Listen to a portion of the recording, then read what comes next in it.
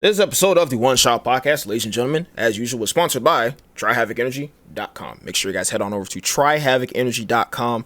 Use code CBB25. Get you 25% off your order today. Going on, everybody? It's your boy Ranks HTX, host with the absolute most. We are here today, this evening, with the One Shot Podcast. I'm here with another interesting guest with another interesting background, somewhat similar to another guest I had on here, Sid V2. This guy, yes, sir. Mr. CPreds, we have next to me. CPreds, how you doing today? I'm doing great, bro. Appreciate the opportunity to be on the podcast. And I know Sid as well. Great gamer, great dude. For sure. So, the main reason why I mention that is because my boy CPreds, not only is he a very successful and amazing content creator, but he's also a teacher at the same time. Yes, sir. It's because it's kind of funny because I'm not exactly sure what it is, but it's kind of confusing because when we grow up, we kind of like despise teachers. And then when you're a teacher as you get older, and then you're also like a gamer at the same time, we're also like, how does that combine with how those two professions combine, so to speak? Yeah, man. It's totally like it's like an enigma, right? It shouldn't sort of like fit, or like a paradox, maybe is a better word. Like, you wouldn't think that somebody could game and teach, because I don't know about, I'm assuming not, didn't really have any teachers that were gamers back in the day. Maybe they were, I just didn't know. But I think the reason why, is because teaching requires so much energy to be good at it that a lot of teachers, like, they just chill on their days off, or like, when they get home. I feel like a lot of teachers are older too. Like, by the time you get into teaching, like, I'm only 26, but there's a lot of teachers that I know, they're like 30s, 40s, have a family. So you don't really have time to do all that.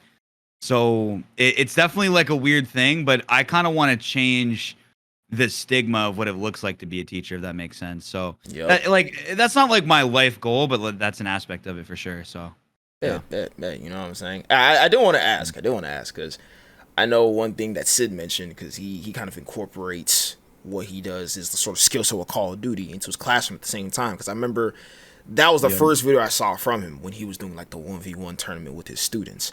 So I wanted to ask, right? Do any of your students know that you're CPreds?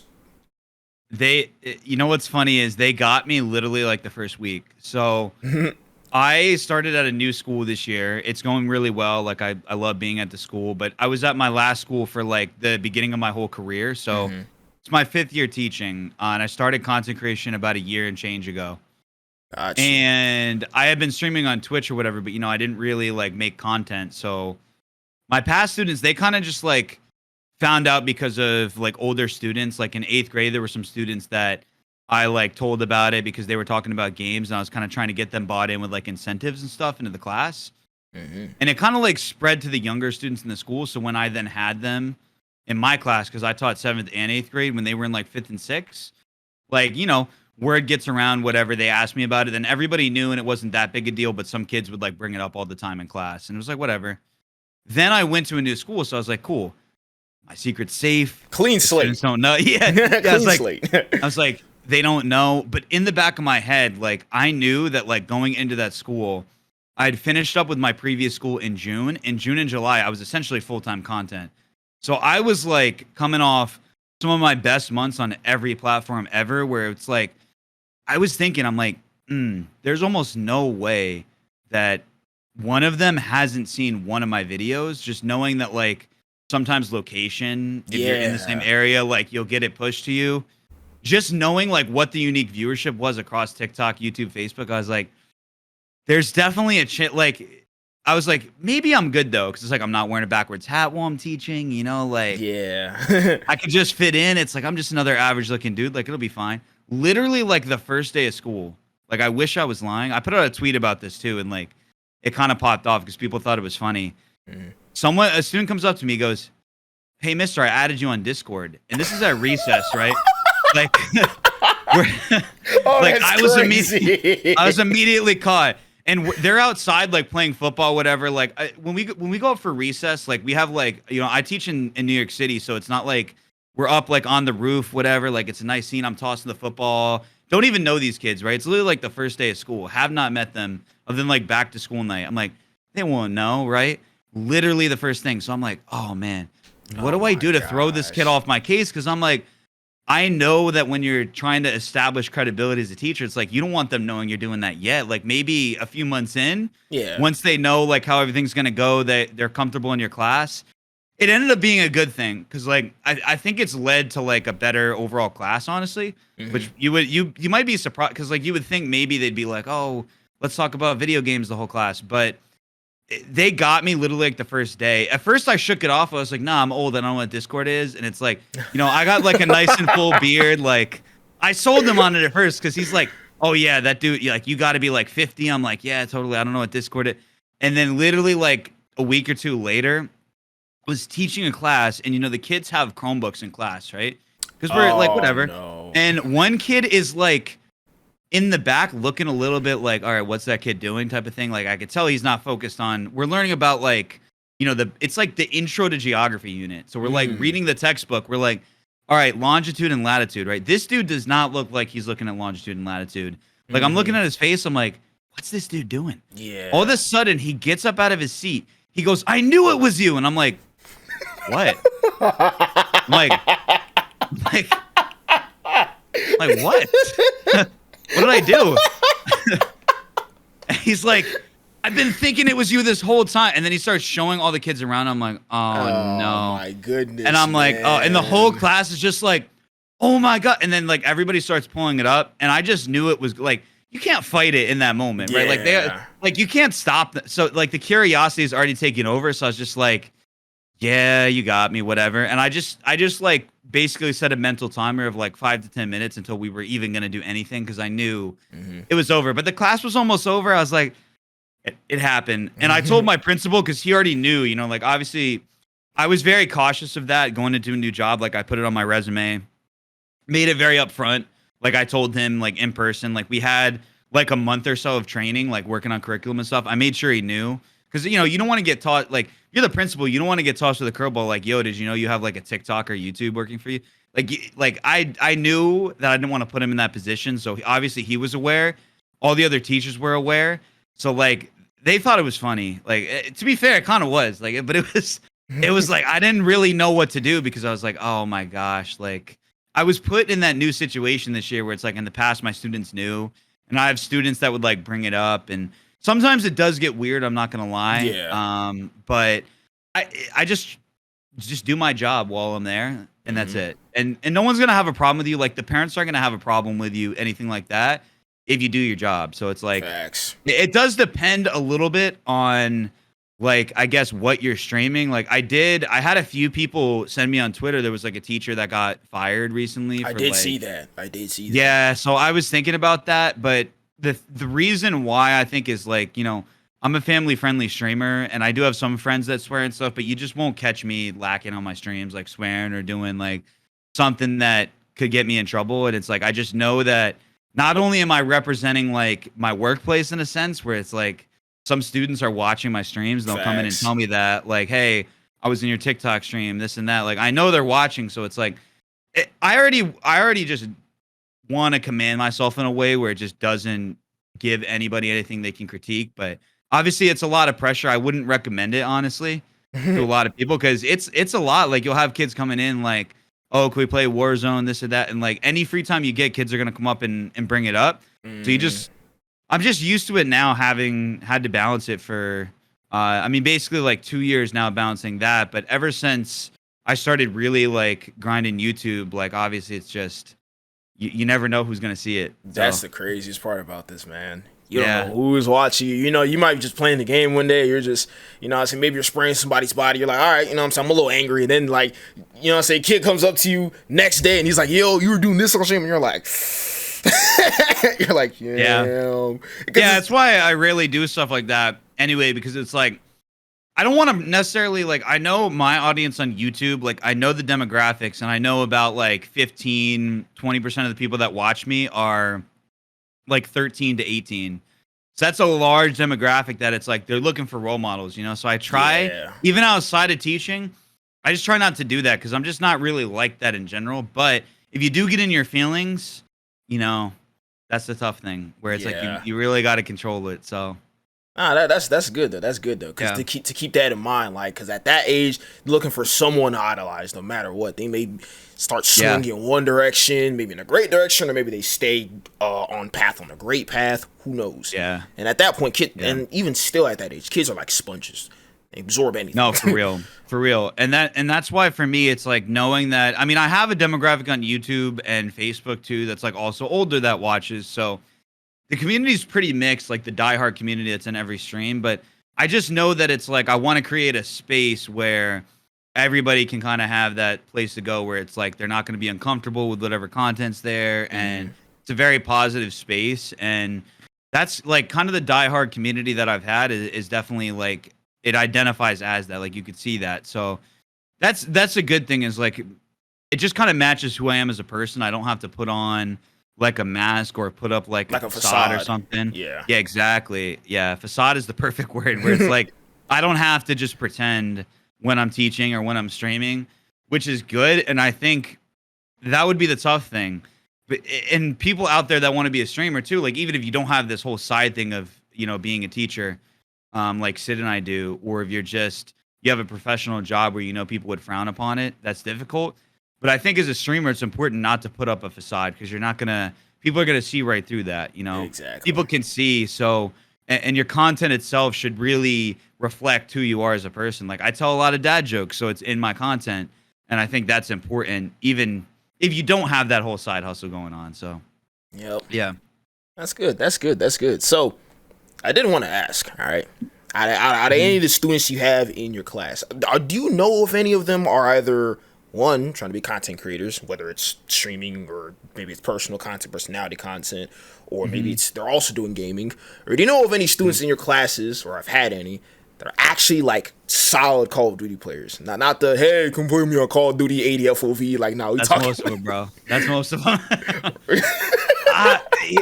I feel like the problem with being a middle schooler, bro, is you always think you're better than you are, right? Like when we all were in middle school, I thought I was better than I was. Like everybody out there in middle school thinks a little too highly of themselves. I mean, there are some people that are like some middle schoolers out there that are humble that I teach, and I'm impressed by them with that. But nah, I don't think any of them could even come close to beating me in a 1v1, anything like that.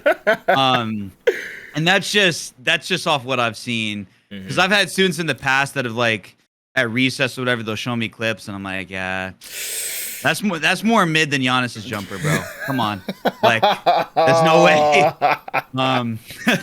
But I mean, there are some that want to be creators, and so I give them advice and stuff sometimes. Like, obviously not in the middle of the lesson. That's why I tell them, bro, like, hey, on the test or whatever it is, or like we're actually just trying to learn here. And it's easy for me to dial that in because the reason I'm a teacher is I love learning, I love discussion, so it's easy for me to just get in the mentality. But I tell them, find me at recess, find me another time, we'll talk about it, whatever the case. But there are some students that want to be content creators. Like I had one dude who at recess he would ask me for feedback on his YouTube shorts, so I would like try to help break it down. And it's like being a teacher, you kind of know how to teach people what they have to do. And so he would show me like, oh, this short got like 5K views, whatever. I'm like, nice, keep it going, but remember that like that, you know, like don't get too happy with the 5K. Like you got to keep going. Yeah. But a lot of the students, like they just stream on Twitch and stuff, and they're like, oh, do you want to do like a collab? And I'm like, listen, man, I really just, first of all, you're a student, no. Like, first of all, no. Second of all, it's like I pretty much just collab anyway with mostly my tight friends anyway, because it just makes for better content. Exactly. I just tell them, find some of your friends that you want to like make videos with and stream, run some games with them. Some of them will, I think, try to sneak into my customs that I do, but I just tell them, if it's not like, if you're not causing an issue on the stream, like spam in the chat or like, you know, in proximity chat saying something, then like totally fine. I've had another one of my friends, his name is Cup of Joe, and he is also a teacher. I have like a few friends that are named Cup of Joe, funny enough, but like one of them, he had one of his students come up to him in game, and it went like viral on TikTok where the student was like, oh, mister or whatever, and he was like, yo, and so that was like pretty funny. But I've had moments where I've definitely recognized like a student in custom games, you know, in the 2 years that I've been doing it. Like last year I had a lot of my students come into like my stream and customs, this year as well. I just try to ignore it in the moment, and then I'll tell them later like, hey, cool, whatever, this and that. But some of them will come in and they'll ask what the homework is, and I just ignore that, bro. Come on, bro. Like, we playing Call of Duty, man. Like, I'm like, bro, go on Google Classroom, get off YouTube, go look on Google Classroom, bro. They're both Google products. You just hit the wrong link. Like, I'm not doing that right now. Like, come on, man. That's what, bro? Like, come on. It's a time and a place for doing that. Like, that's they think they're funny, you know? They think they're funny. That's what it is. That is kind of wild. That's kind of wild. Yeah. But hopefully, or at least thankfully, you haven't had any like very negative encounters with any students that you've had in terms of seeing them in, whether it's a custom lobby or anything in your streams or anything like that. Nah, I mean, I've had like one situation ever that I won't go into detail that was like pretty crazy. Yeah. But other than that, like it's mostly been good. Like most of the kids just think it's cool, and like they'll watch and like a lot of them just won't say anything and they'll just watch, which I think is totally fine. So yeah. That's perfect. That's perfect.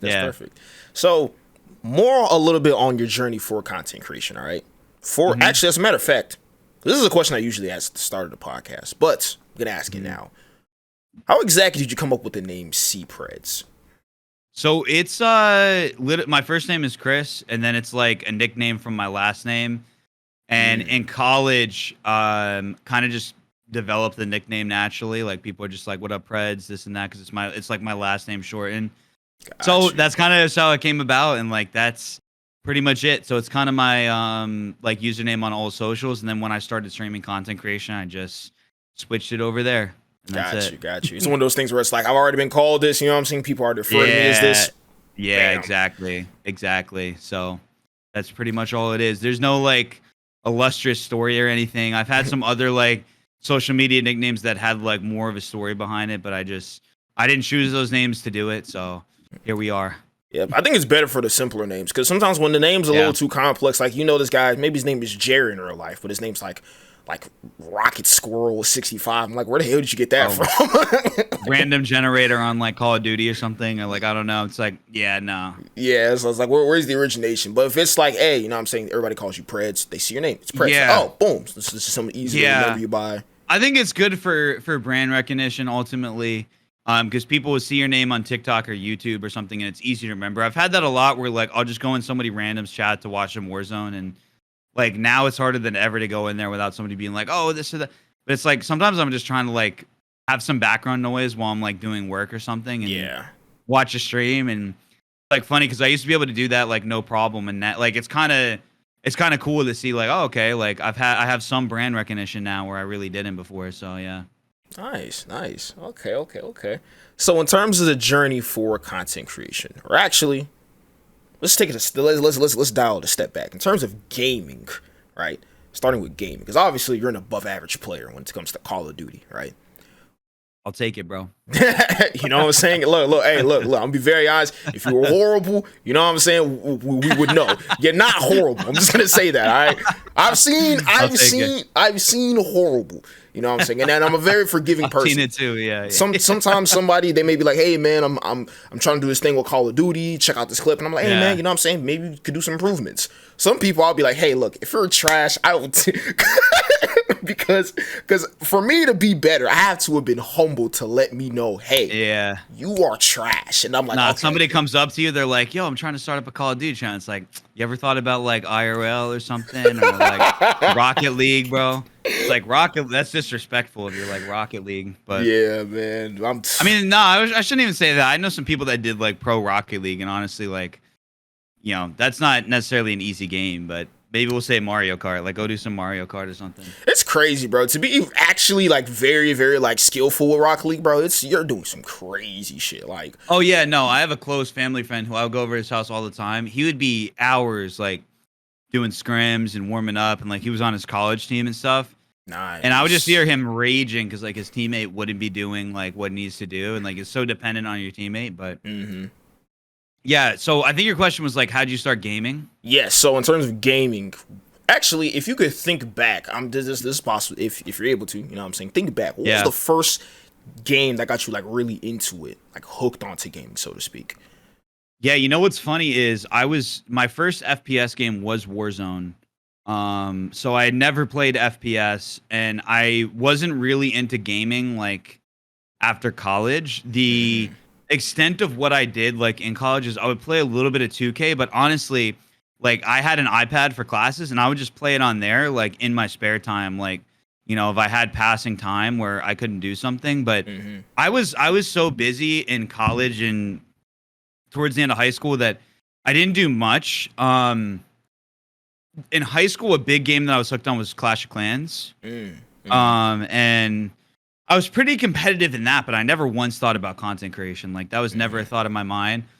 But I did play in like some competitive clans that had pro players in it, and were trying to like make a career out of it and really go for money. But as I got into college, like when I left high school, I fell out of enjoyment with Clash because I had like almost like a duo in Warzone, like somebody that I would talk to all the time in Discord, this and that, and he was just like so like passionate and involved in Clash of Clans that it kind of just threw me off. I was like, like I'm playing more for enjoyment. And he was like, dude, you needed to throw this troop here in this spot and wait for and work on the time. And I'm like, that is cool and all. Yeah. And to be fair, like he was just trying to coach people. I think he had good intentions, but he was so enveloped in learning new strategies and creating like meta strategies and posting them on YouTube and stuff that I was like, listen, bro, go do your thing. And like he went on and he was like in pro clans, like which good for him. But that's where we kind of parted ways, and we had a clan together. And that was when like gaming and I kind of like split for a bit. When I was younger, I was definitely a big gamer when I was like super young. Like I had a GameCube and a Wii, and I would mainly play games. Like I remember playing like Paper Mario and big into like Mario Kart and Mario Super Strikers, and then I had like a FIFA phase. Then I would play like online games. Like I was big into RuneScape in like 8th grade.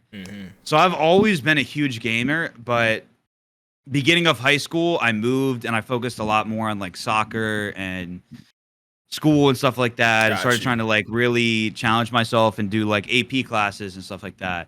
So once I got all those credits, went to college, I got back into Clash towards the very end of college. So I was doing Clash for a while. I was starting to get back into that, but I just started my teaching career, just finished up college, and I was just so busy. Like I moved to New York City. Like I didn't have a ton of time. So like I wasn't really like, I kind of dropped Clash again. Then the pandemic hit, and of course I'm in New York.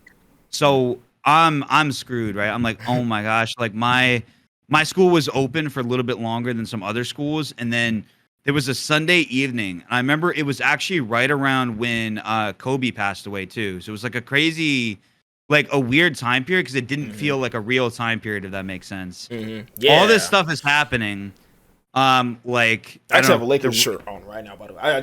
There you go. I just had to say that. Yeah, I got a Lakers shirt on right now. You know what I'm saying? RFP Kobe right quick. Yeah, I'm not a Lakers fan. I am a Nets fan, unfortunately. Well, like yeah, whatever.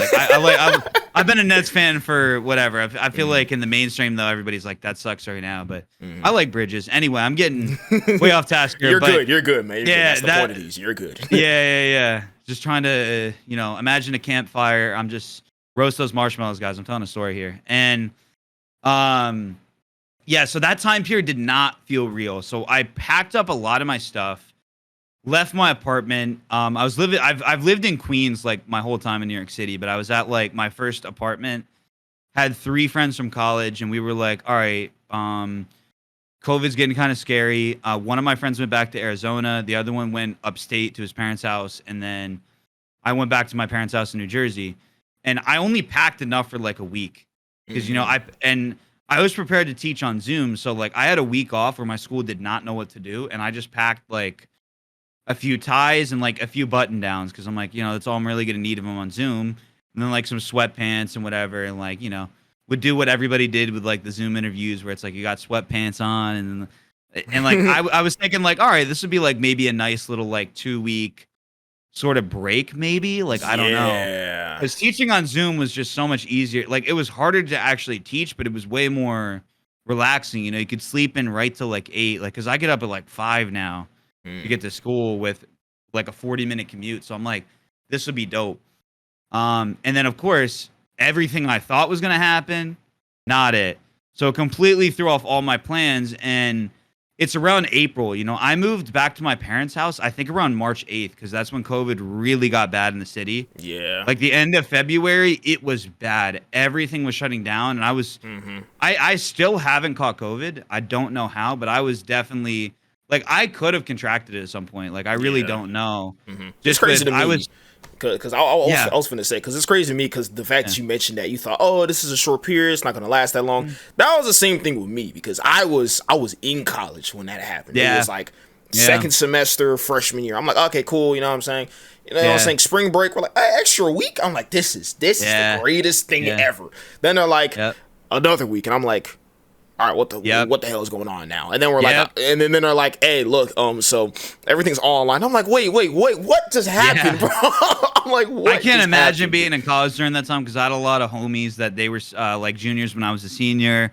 They were in their like senior year, so like everything got thrown off for them, like their whole graduation, everything. Like I felt so bad, but you know, that kind of leads me to where I even got back into gaming, like on a whole new level. I like.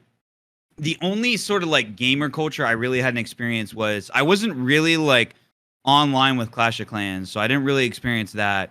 RuneScape as well, I really wasn't. So it was just like my family and friends, and then Minecraft a little bit because my cousins and little sisters were into it. So I would really only play Minecraft like when I went over to like family's house for a break, and everybody would hop on Minecraft and do like Hunger Games type stuff, and I thought that was cool. But my sisters were always big into watching Minecraft YouTubers, as were my cousins, and I'm the oldest out of like our immediate family there. Like all my cousins are younger than me, like on my mom and dad's side, and on my dad's side of the family, like they were all big into watching YouTubers, and I always thought that was stupid, which is funny now. But like I was like, it's like, why would you watch somebody else play the game?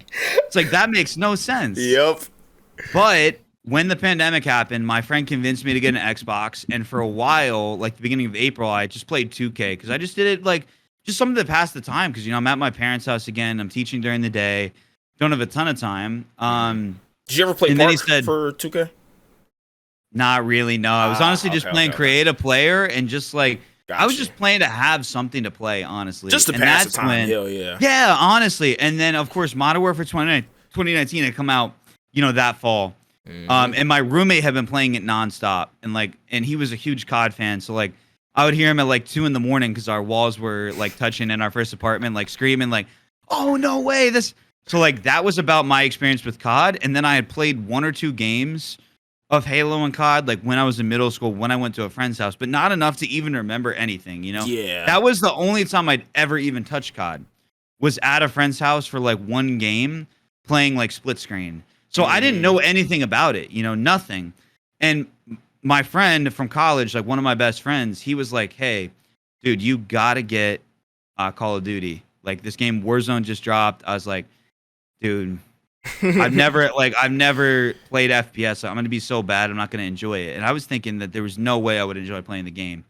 And I had turned down starting like my shooter game journey when Fortnite came out. Like all my friends are playing it. Of course, and like, dude, you got to play it. Like, even people who weren't gamers are playing it. They're like, bro. Yeah, Fortnite, the Fortnite craze was crazy. It was insane, bro. Because I didn't even like, you know what I'm saying? I didn't even like Battle Royales at the moment. I really didn't. And then I start playing Fortnite, and I'm like, holy shit, this is fun. I'm like, this is and really I fun. kind of regret it, because in that sense, like, maybe I would have got hooked a little bit earlier, maybe started content earlier, but you can't really think like that, because you know, like, the cards fall how they fall. Yeah, the cards fall how they fall, but like, anyway, my friend convinced me to download the game.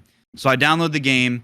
I'm obviously terrible, right? I haven't played ever, so I'm just like, I was mainly playing multiplayer because we had like a good so you actually bought the game. Of us. Good. So I bought the game, and then we had a bunch of friends from college, and we were all playing like search, or we were playing like 4v4, like custom matches, and like it was fun. We would play a lot of 6v6, like domination hardpoint, and the first few times I swore I was never going to play again. I was like, nah, this game, I'm not into it. But like, I just decided, all right, you know what? I'm always about trying new things. Like, people told me that sushi sucked, and I tried that, and it's one of my favorite foods. Like, I'll try it. Like, that's the worst that can happen, is just trying it. And exactly, I just actually started enjoying it after a few games. Like, I remember my first game of Verdansk, I actually got the win because my friend clutched up. So like my first ever Warzone game, I won it.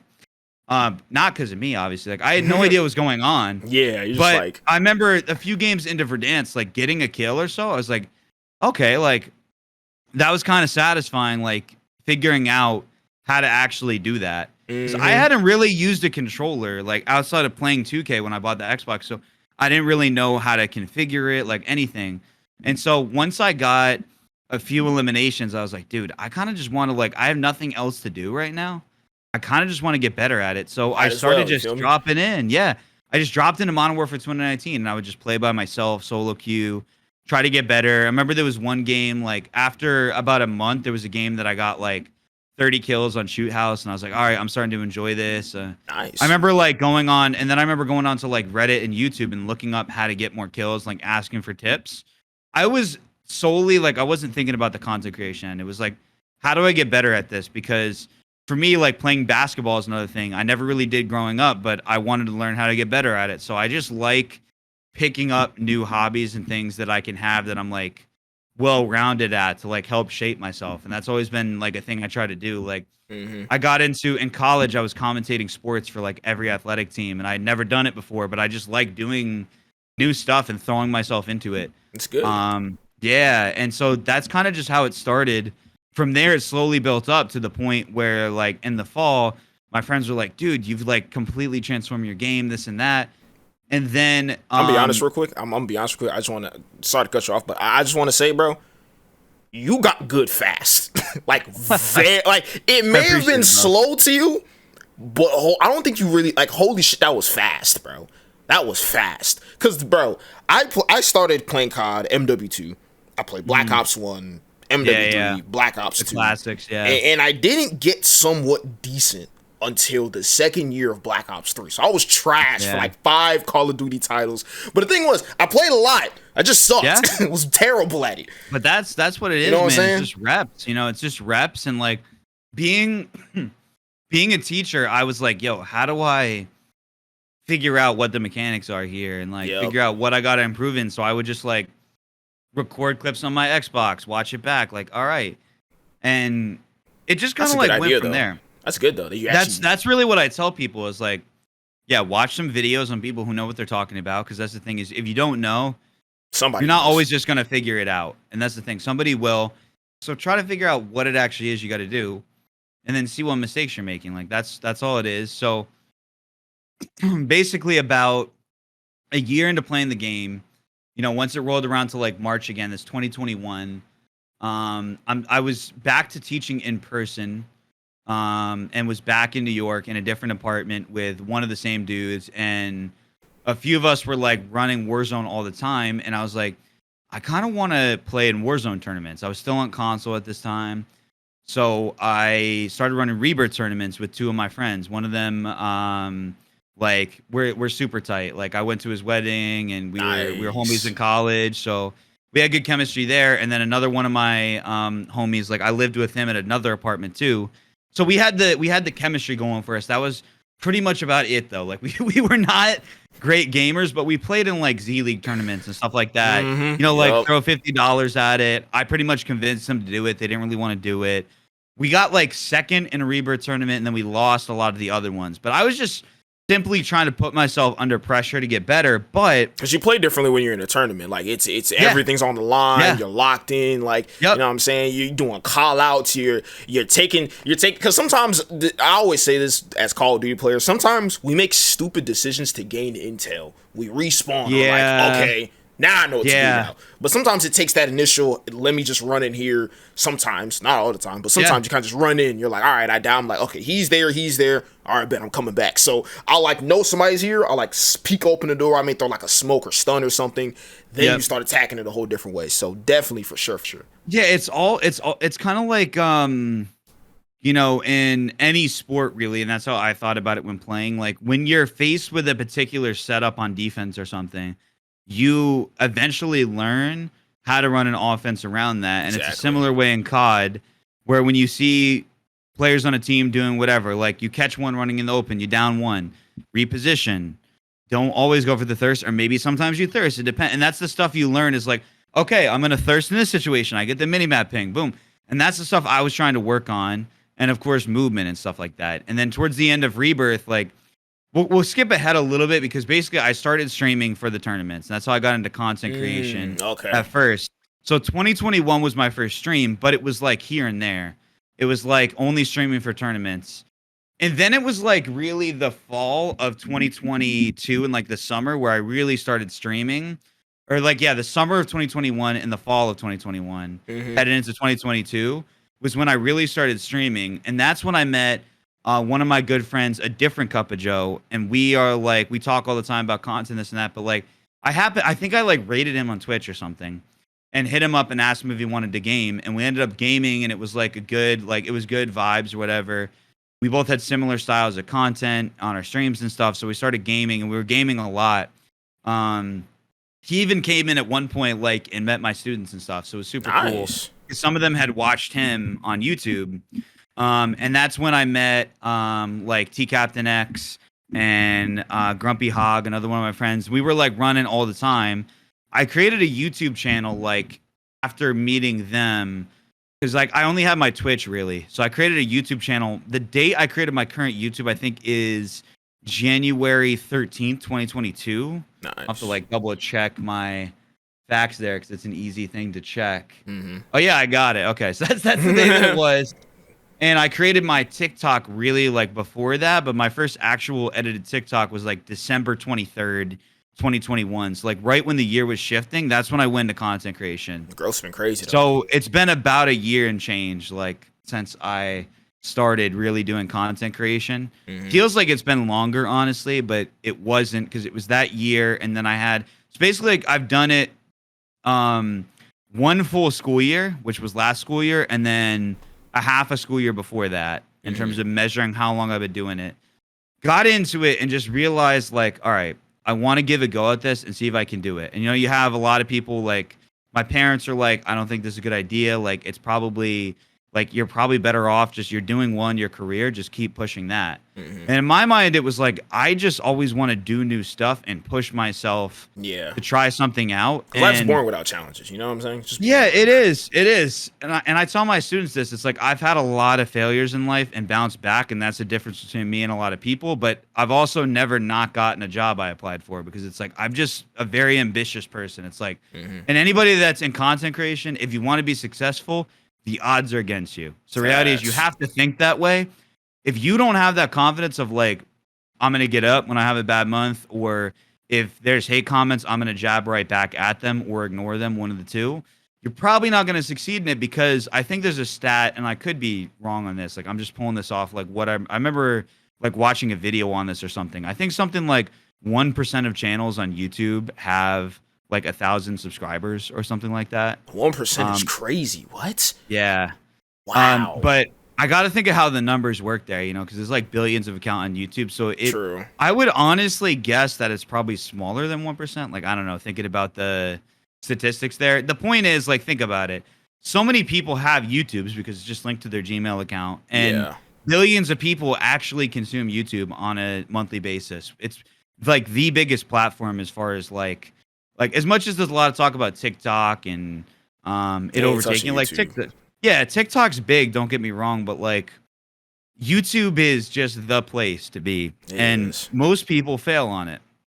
And that kind of just became my focus of like I want to succeed on there.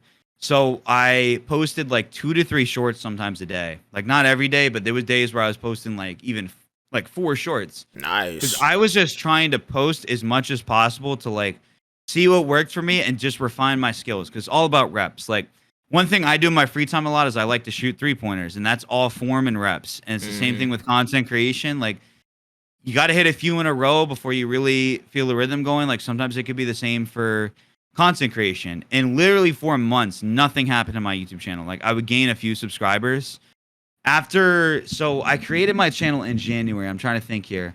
I think it was June, honestly. Before I had, actually there's a point in the story, like TikTok and YouTube were like not doing much. I had about 450 subs by around March. And I remember, have you heard of a guy named Corrupt? He used to be like one of the big, mad familiar. Yeah, he's one of like the biggest TikTokers for Warzone's like golden era. He was like the commentary king of like Verdansk and Rebirth shorts. That name sounds so familiar when you mention it. Yeah. So familiar. Yeah, but I actually like he fits into the story. I owe him a lot because I had my friend Joe and TCap, and I was asking them for advice, and they were like, "Yeah, just don't like keep trying to find your style, this and that." And this man Corrupt put out a tweet, and he was like, and I'm a nobody in the content creation space. So, like, this is why this story is interesting. He's like, any creators that feel like they just can't really get through, and they need feedback, DM me right now. Something like that. I forget what it was. I remember DMing him. Like I saw it on the train on the way to school. It's like 5:40 in the morning, and every day I was just sitting on the train like, why can't I break through? It's like I know I'm capable of breaking through, but I just can't. Like I just can't find it.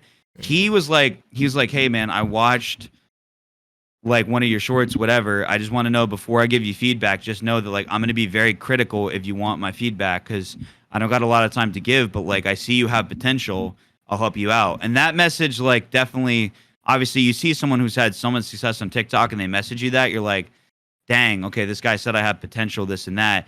Kind of instilled confidence, but he sent me like some scathing feedback. And like this is me saying in a good way. Like I'm a big person who like I'm already pretty critical on myself. So if someone's giving me feedback, it's not like necessarily news to me. It's just in this case, I didn't really know what to do. I lacked the knowledge. Yeah. And he just told me, it's like, dude, the TikToks they're nothing unique. They don't add anything to the community. There's so many errors with the lighting, the quality of the recording. Like, you have to fix this stuff if you ever want a chance. Like, you have the potential, but you're never going to unlock it doing what you're doing. That's why I love constructive criticism. Because somebody on the outside sees what you're... Because you might think, I'm doing everything right. What's the problem? But then somebody's like, hey, man, you could do better if you do this, that, third, and then you try and you're like, but I didn't see that because I'm just... head down, tunnel vision, video after video after video after video after video. Yeah. Never taking that sort of external perspective on my own content, so to speak. Yeah. Another question, real quick, I just want to ask. So at the time, when he said your content wasn't nothing necessarily unique, I kind of have an idea of what you possibly could be posting, but what kind of content were you making at that time? I was just doing like a mixture of clips and like, it was scattered. That was the problem, right? There was no brand identity. It was like clips or... like whatever it was. Like there were times where I was doing like one short that I remember that did well on TikTok and YouTube. At the time it did well, which is like, it was 10K views on TikTok at the time, was like Activision is adding skill-based parachuting. And it was like me breaking my legs, whatever. Like it wasn't like absolutely trash compared to some of the stuff I saw at the height of Warzone, but it just wasn't like, it obviously wasn't going to move the needle, and there was no brand identity behind the content I was posting. Yeah. He was 100% right, obviously, clearly. Like, sitting here now, like, knowing what I produce now, it was terrible. But at the time, it's like, you got to start somewhere. And he wasn't saying that of, like, give up. He was saying it as, like, be more focused, be more strategical in what you're doing. And he actually found a TikTok. He went and found my most viewed one, and he was like, let me ask you this. Like, he pulled a teacher move on me. He's like, why do you think this one got... like, I had another short. My most viewed TikTok at the time was 25K or something. And he said, why do you think this one got views? And it was like a little bit more storytelling. And so he was like, I think you need to like invest more in storytelling. And this short was actually good. Why don't you kind of get into that more and add a little bit more of like mystique and like creativity and investment? That's what we did. He's like, here's what I want you to do. Because like at this point, he's messaging me on Discord, like, I'm going to help you with a few TikToks to help you out. And I was like, dude, I really appreciate that. Thank you. And in my head, I'm like, this dude does not need to be doing this right now. Like, I'm going to make it worth his time, and I'm going to listen to everything he says. I'm not going to, like, if he tells me to change something right now, I'm just going to listen because I don't know what I'm doing, but he clearly does. So he was like, go get like a 3-piece in Rebirth, and then let's break it down. So that's what I did, and we scripted up like a little story. Like, obviously I sent him the script and sent him what I wanted to do. He was like, change this, change that. Then I went and edited it, threw on captions, threw on whatever, and he was like, change this, change that, add this effect. And then we did that about 5 or 6 times, and then he was like, okay, now it's ready to post. Nice. Posted it, and it didn't do that well. It only got like 6,000 views. But of course, for me at the time, like, I had, essentially like, I want to say like 2,000 followers on TikTok. So at the time, that was really good for me. Yeah, 6,000 is pretty good for a 2K. Hell yeah, it is. Yeah. Yeah, it was good for me at the time. And a video that I had in the past that had done well was like a loadout one. And that one hit like 100K. So I think that was actually my like most viewed, but like I wasn't able to find consistency with that. And I just kind of kept going from there. Like he didn't always help me out with every TikTok, but I would just send him thoughts. And a lot of times he would say, dude, that's a good TikTok. Like you're making good content now. That's the first step. Nice. I think what a lot of people don't realize is, and I still really appreciate Corrupt to this day. Like we don't, we're not like necessarily homies. Like we don't talk all the time, but I still tell him how much I appreciate what he did. Because without that initial thing, that wouldn't have got me started on like what I needed to do. And you could do that nowadays by just looking up YouTube videos on like how to make good content. But really from there, I kind of just made it my own. And that's when I started like grinding, probably from March to June. I posted probably like 300 YouTube videos, like shorts. Jeez. And just was like, let me get to it over the next like 4 months of that. And the very end of the school year, I remember I was waking up at like 4 a.m. to go on a trip with my students. Like we were going on a trip to like DC, like a multi-day trip.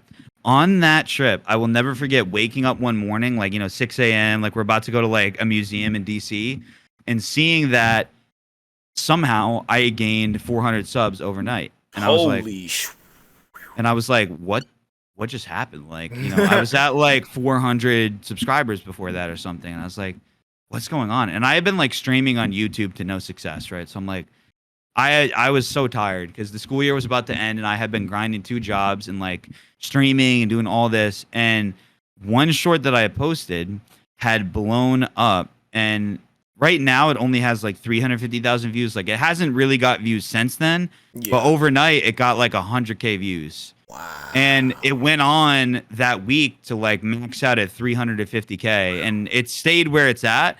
But that short gained me 6,500 subs off the one short, and it was just the perfect short. Like it did exactly what I needed to do.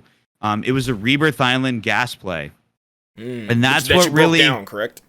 Yeah, so it was just a story of how I was in solo versus duos, and I ended up winning the game with like 13 kills, but I survived in the gas for like 5 minutes and made like a nasty rotation.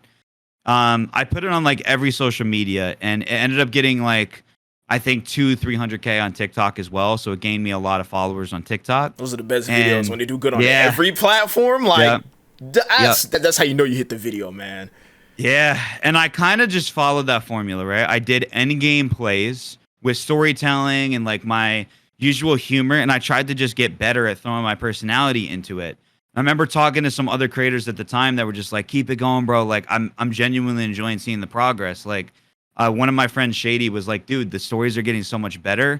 So that's when I knew I had these other creators who had so much success that were like, dude, the videos are actually starting to get good. Like, just keep going. Nice. So I did. That's what I just kept going. And now I've gotten to the point, when it hits this January, it'll be 2 years of being on YouTube. We're at almost 50 million views total on the channel. And in about that time, just hit 100K in like August. So pretty much the first day of school this year, like a little bit before, that's when I hit 100K. So now we're at about 120K subs. Modern Warfare 3 about to come out, so COD's about to go. I did most of my sub growth over Warzone 2 when the game like wasn't good. I salute you for playing that game. That game's deleted on my PC. I'm so serious. I salute you. I just learned to love it, game, bro. I don't know. I had to learn to love it though, because what I was saying about streaming is I realized that I had the unique ability to create a community and create content that I knew I could capitalize on the storytelling ability that I have from being a teacher and just loving like reading growing up and understanding what makes a great story. I got fascinated on that in addition to getting better at the games. Like those two things really drove me. And now it's like the worst game in Call of Duty history. I was able to gain like 85K subs on. I mean, probably more because like I think I had like 30K subs when Warzone 2 came out. So like over the summer when I first gained that initial sub count, I was just grinding Rebirth, and into the fall, I think I ended around 25K, 30K subs. Everything went to the ground. Like my shorts were getting less views. My long form was getting less view. My live streams. I was averaging like 70 viewers on YouTube, and then it tanked all the way down to like 20. And I was like, what happened? But I was just like, hey, I'm just going to stick to it. I enjoy streaming. I enjoy getting better at COD. And I stuck with Warzone 2. I switched to Fortnite briefly and had instant success on it and thought about just switching to Fortnite. My first Fortnite video on TikTok got like 4 million views. I was like, Holy all right, this hell. might be, I was like, this might need to be what I need to do. And it got views on YouTube too. So I was like, all right, maybe I can pivot, you know, but that was like, I just had a few talks with some of my other friends who were thinking about the similar thing. And I ended up just making a second channel last year for Fortnite, because that first Fortnite video in February that I made, like, or it might have been a little bit earlier in February, just blew up. And I was like, this could be it. Yeah. I made a second channel for it. And like the first week on that second channel, I hit like 2,000 subs and just stopped. Because I was like, I just love COD more than that. But like, I've been working on a Fortnite video for months now. Like I've been scripting it out. Like, got a thumbnail made. It took like 2-3 weeks to go through thumbnail revisions. The problem is, I'm not working on that video all the time. I'm working on all the other stuff. And when I find like 15 minutes to think about that Fortnite video, I do, but I haven't even recorded it yet. Like, that's the crazy thing. Is like, I have this great video idea, because my second channel, my first long form Fortnite video, got like 40K views. So I was like, all right, nice. I have something going here on this channel. I gained like 800 subs off that first long form video. And that's kind of where I'm at now, is like, I kind of just treat it like a business that is deeply personal to me. Like, I just try to brighten up people's day with whatever story I can, whatever stream I can. Try to build a really good community. For someone of my size, I have a pretty diehard community. Like, on Discord is pretty active, and I'm thankful for that. But it's like, my mindset is always like, how can I push the envelope with content? So like, one thing I'm doing this weekend is I'm getting an Xbox to play like the old COD games. I'm gonna make a little mini series out of that before the campaign comes out for. I did that. MWIII. I'm not gonna lie. Yeah. I got an older X. Yeah. I got an X. I probably should have. I'm not gonna lie. Possibly should have got a Series X, but I got an Xbox One. Xbox One S, because I was like, there's absolutely nothing to do, and I'm like, you know what, let's see if I can do something with like some older Call of Duty. So I was asking a few people I knew. I'm like, yo, you got an Xbox, or you got an Xbox One? This little like 1 week expedition trying to like find anybody, just see at first if anybody just had an Xbox that they weren't using. But then this is when everybody else kind of caught on. I didn't think anybody would caught on. I thought it was early, and I'm like, you know what? Let me see if somebody doesn't need their Xbox. Let's see if they don't care about Call of Duty. But everyone I was asking, they're like, hey, man. And they're like, nah, man. At first, I wasn't playing it, but now I'm playing it because they added the new COD servers back. And I'm like, fuck. Yeah. Like, everybody caught on. Damn. And I haven't played any of those games. So for me, like, you know, today being the 28th, I'm going to literally go get an Xbox like tomorrow morning before church type of vibes, and like record and do stuff like that on the older CODs, and try to make a little series out of it, and then lead that into like the new campaign. Because I've also never played a campaign, because it just never truly interested me. But I'm gonna try it for MWIII and try to make like a little series out of it. So like, that's what I'm gonna do. I'm also probably gonna try and see if I can play Halo on the Xbox for the first time, because I never played Halo. So my mindset like has mainly been YouTube first, and right now I've just been making a lot of like educational content and like streams until MWIII. But I really think like there's no time like the present if you want to get into content creation. You just got to know it's going to be a grind. Like, there's a lot of people who are like, I could do it if I wanted to. And it's just, you know, most people will not succeed at it. But I think for me, the secret has just been never giving up. And, you know, just like a drive to get better. Like, those two things go hand in hand, but really, that's what it is. Just find out what your style is that you enjoy and that other people enjoy, that's unique, and then drive it with your personality and ambition. And like, that's what it comes down to. So perfect. I do want to ask, because in terms of, because it's actually funny, because I have like, hold on, 1, 2, 3, 4, 5, 6. I have like 6. I have like 10 topics in total. You answered like 6 of them already. So this is why I love doing podcasts with content creators, because they answer the questions without me saying anything. They just answer them. So I'm like, all right, well, that's why I was sitting here listening for someone, because I'm like, you answered that one. I'm like, okay, yeah, you answered that one too. All right, you answered that. Holy shit, I'm happy to make your job, making your job a little easier right here. You know what I'm saying? And I like hearing the stories of how like people get to that point, because I've noticed with everyone, there's that one period where everybody's just like, how the fuck are these videos doing bad? Like, all these videos just suck. Like, they're not doing good, and you're trying to figure out over and over and over again. Like, you feel in your eyes that you're putting your absolute maximum effort into every single piece of content that you make. Right. But, you know what I'm saying, we're not egotistical. We're just thinking, hey, you know what I'm saying, I scripted this. It's great. It's much better than some of the other things that I'm seeing, or it can compete with some of the other content that I can consume. But it's just not it's not breaking through. But then once you break through, it's either one, you're doing something great the whole time, but you just need to keep going, or two, you realized something. It's just like, once you realize that one thing, you just keep exploiting it, because you're like, bro, I'm gonna just farm it like a glitch, just over and over and over again, just keep going at it. So, you know, that's an aspect, is like, when you find something that works, like just changing it up a little bit. It's kind of like, when you find that style of content, or like that formula that hits, it's like just slightly reinventing it enough to keep doing it. And that's what a lot of people do. But for me, it's like, I haven't done that as much as I probably could have. Like, there's several like things that worked for me that I didn't milk as much as I could have. And I don't like, there are things that I did milk, like the formula of like the end game for gas plays and stuff like that, and Rebirth. But like the Fortnite thing that I had with 4 million, like I could have milked that a lot more. The only reason I didn't is because it's just like, I just wanted to make different types of Fortnite content. It's like, on TikTok, honestly, pretty much every Fortnite video that I put out has got at least 100K views. I don't think there's a single one that has gotten less than that. But it's just because like Fortnite's just there's a lot more interest around the game. It's like, when it was summertime, when Vondel came out, literally there was a point where like every TikTok I was putting out on Warzone was 100K, even with the state of the game the way it quote unquote was, where people didn't really want to play it. But with Rebirth coming back and Fortune's Keep coming back, and like the game feeling just even good enough, it's like, that's all I really need. Like, there's a lot of people who are going to come back for Rebirth Island for sure. The game just needs to be good enough. Like, that's the only thing I'm saying. It just needs to be good enough. Once it's, because I just need the medium to do what I want, and not like truly despise my existence when it's a controller in my hand. Once we're at that point, then I can start being, all right, how can I manipulate this situation, or how can I, you know what I'm saying, maybe you're playing the game, you may be like, man, that's a good content idea, I'm gonna clip that, bam, you know what I'm saying. But now what's crazy though is like, I've never scripted, like when you were saying about that's a content idea, until like 2 weeks ago, I had never scripted a single short or video. It was just, I would just, So my method was, I would just record it. That's it. Like, I would just record it. You just answered another question, by the way. Listen, I got you. It's almost like there's a script though for this. But no, I literally would never script anything. I would just record it, watch it back. All right, I'm going to change this. Just tweak it while I was editing it, and then post it. But now that I'm working with, this year, at the end of last year, I hired a long form editor. And then this year I've worked with like 3 editors so far. Like, I have one that he's my guy for like update days, or if I need something extra and nobody could hit it.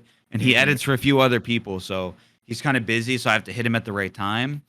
And then I have another guy, Jared. He does my shorts and long form right now combined. And then I have another editor who does like any like gameplay updates I can't get into. And then he's eventually going to do the Fortnite channel when I can figure out how to keep that one actually going over a long period of time at the same time with my Warzone one. But I've watched enough like rise and fall videos on YouTube to know that if you try to focus on 2 channels, one of them is going to take a hit.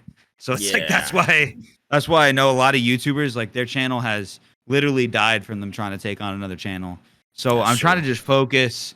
With having 2 jobs, it's like, it's hard to focus on a 3rd channel. That month of June when I was doing that, I don't know how I was pulling off 2 channels. Like, I was uploading daily on both. I don't know how.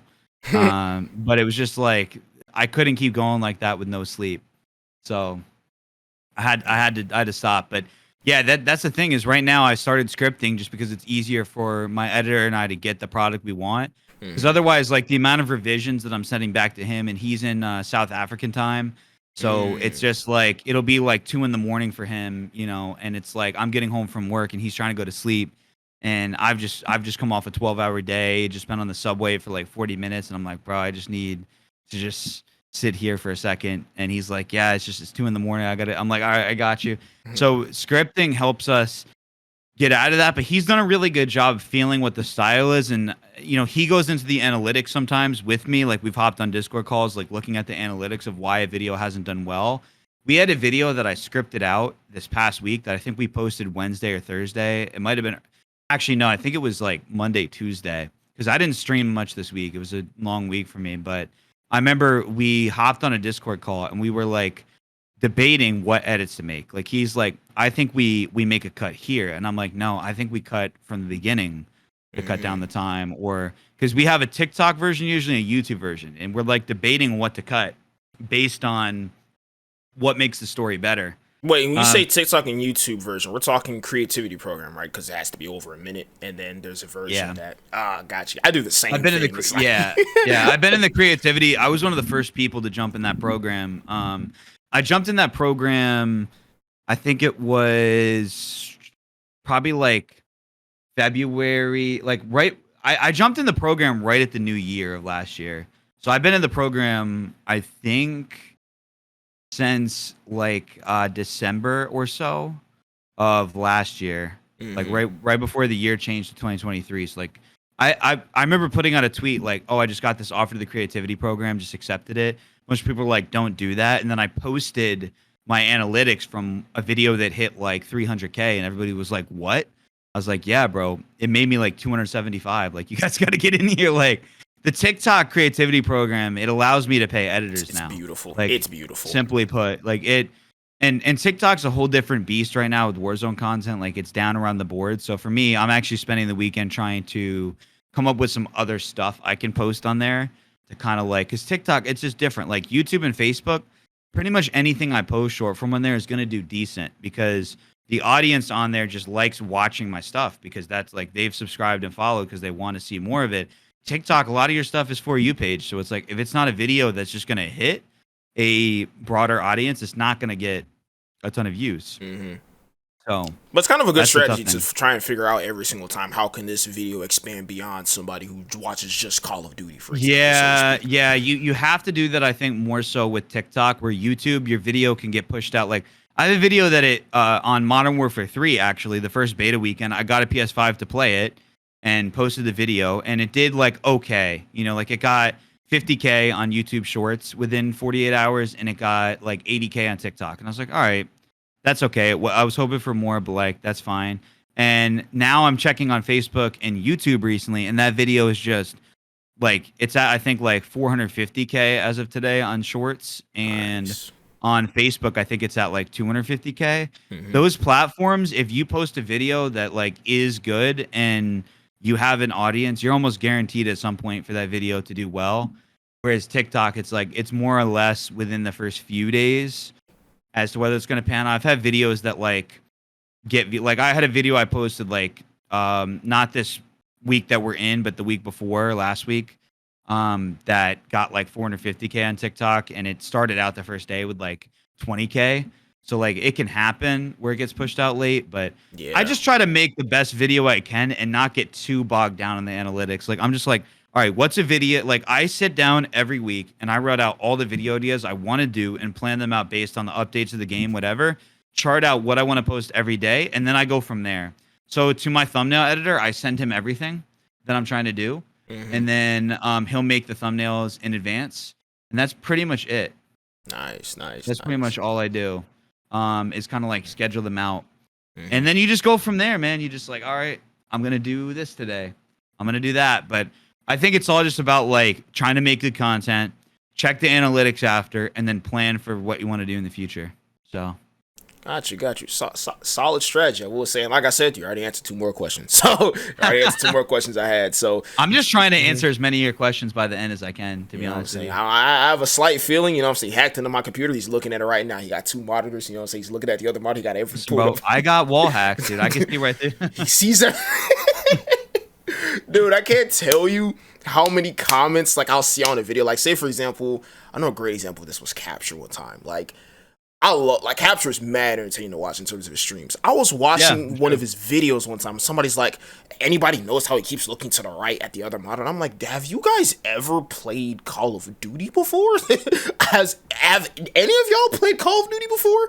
And you know what it is, brother? It's like a lot of people, and I've made a video on this before on like TikTok and Shorts, and it picks up a lot of traction with people like either saying I'm gonna unsubscribe because you're like attacking Bad Boy Beeman and stuff, but like all these hacker hunters, man, have created a culture recently within Warzone and COD. And it's also not completely the hacker hunters. It's that Verdansk and Rebirth at around their height were just so infected with cheaters. They were. That people now have just been conditioned to think everybody's cheating.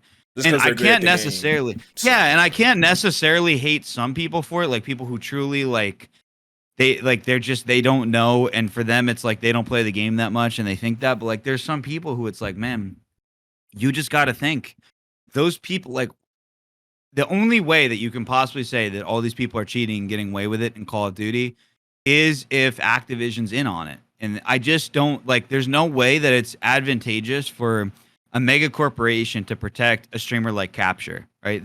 It does not benefit them in any way. In the grand scheme of things, yes, he has like 2,000 viewers, whatever he has.